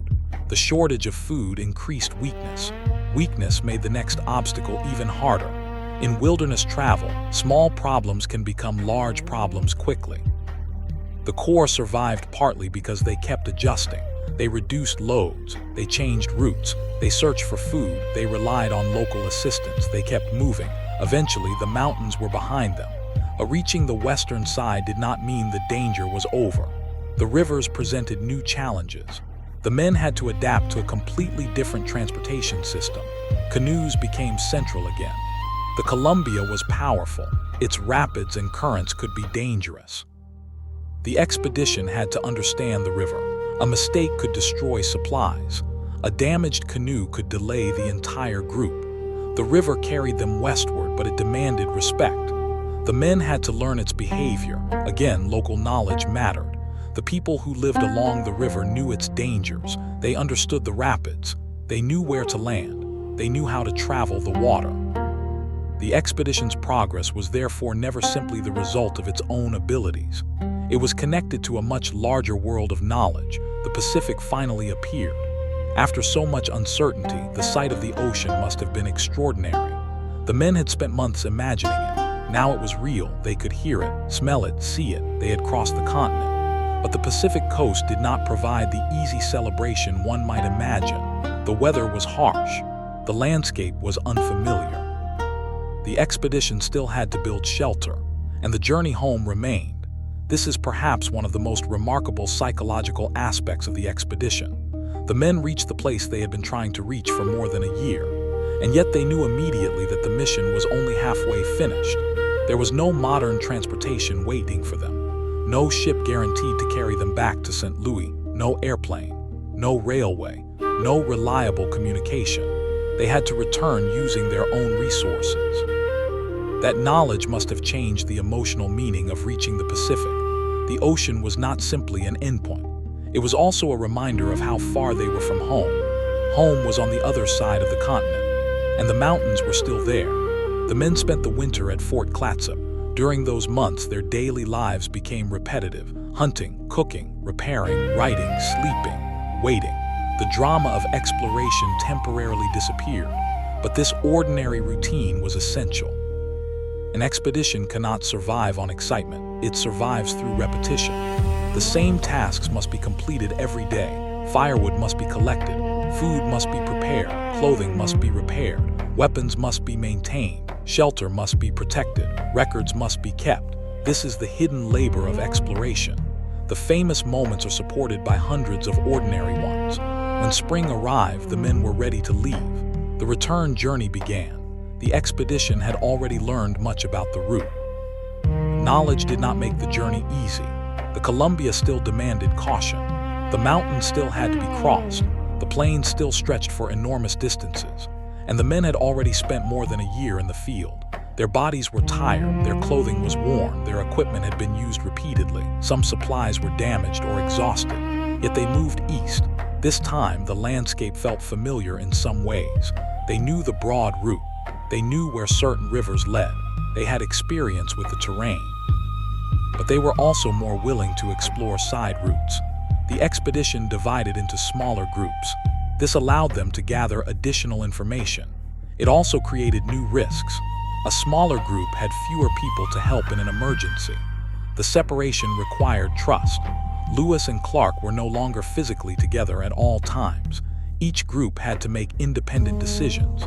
The expedition's original unity was becoming less important than its broader mission. Even on the way home, the men were still exploring. They were still trying to understand the continent. This was especially clear in Lewis's decision to explore the Marias River. He wanted to determine how far north the territory extended. The expedition was no longer simply trying to get home as quickly as possible. It was still gathering information. That curiosity had survived exhaustion. Perhaps it was even stronger because the men now understood how much remained unknown. But the journey north brought them into a tense encounter with the Blackfeet. The situation deteriorated. Weapons were drawn. 2 Blackfeet men were killed. The explorers withdrew. It was one of the most serious, violent encounters of the entire expedition. The event demonstrated something the explorers had learned repeatedly. The West was politically complex. Different nations had different interests. A relationship with one group could create tension with another. The expedition could not assume that friendship with one community would be understood positively everywhere. The Blackfeet were concerned about outsiders entering their territory. The explorers represented a government whose presence was expanding. Even though the Corps was small, its mission had political meaning. The confrontation ended quickly, but the implications were much larger. The United States was beginning to enter a region where native nations had established their own systems of power. The explorers were outsiders, and the future would make that relationship increasingly important. Lewis and Clark eventually continued east. They reunited. The Missouri carried them back toward the point where their journey had begun. The closer they came to St. Louis, the more the emotional pressure must have changed. For so long, home had been an idea. Now it was becoming a physical destination. The men had spent years imagining this moment. They would soon see familiar faces. They would sleep in familiar places. They would eat familiar food. They would no longer have to worry constantly about the next river crossing. But returning home can be strange after a long journey. The traveler has changed. Home has changed. Even if the buildings remain, the person returning is not the same person who left. Lewis and Clark had become different men. They had experienced things that most Americans could not imagine. They had seen landscapes that seemed almost beyond description. They had survived conditions that could have killed them. They had formed relationships with people from dozens of communities. They had crossed the continent. And now they were about to become famous. But fame had its own complications. The public wanted a story. The expedition had provided one. The government wanted useful information. The expedition had provided that too. Scientists wanted observations. The journals contained them. Merchants wanted routes. The maps showed them. The nation wanted proof that its new territory could be explored. The expedition had provided that proof. Everyone could take something from the journey. But the men who had lived it carried something that could not be easily explained. They carried memories. The sound of rivers, the smell of camps, the cold of the mountains, the sight of the Pacific, the fear of storms, the exhaustion of long days, the faces of people they had met, the names of places that now existed in their minds. The journey had become part of them. And as they approached St. Louis, the expedition was about to become part of the nation's memory as well. The boats moved closer. The river carried them home. The same river that had taken them west now carried them east. The journey was almost complete, but the story was not ending. It was changing. The expedition that had begun as a mission to explore the Louisiana Territory was becoming a foundation for something much larger. The United States had seen the West through the eyes of the Corps of Discovery. Now others would follow. Some would carry notebooks. Some would carry traps. Some would carry rifles. Some would carry farming tools. Some would carry religious books. Some would carry families. And eventually, some would carry railroad equipment. The first wave had been explorers. The next waves would be settlers. The landscape Lewis and Clark had crossed would gradually become connected to a growing American nation. And with that connection would come opportunity, conflict, cooperation, displacement, trade, violence, and enormous change. The expedition had opened a door. The future was already walking toward it.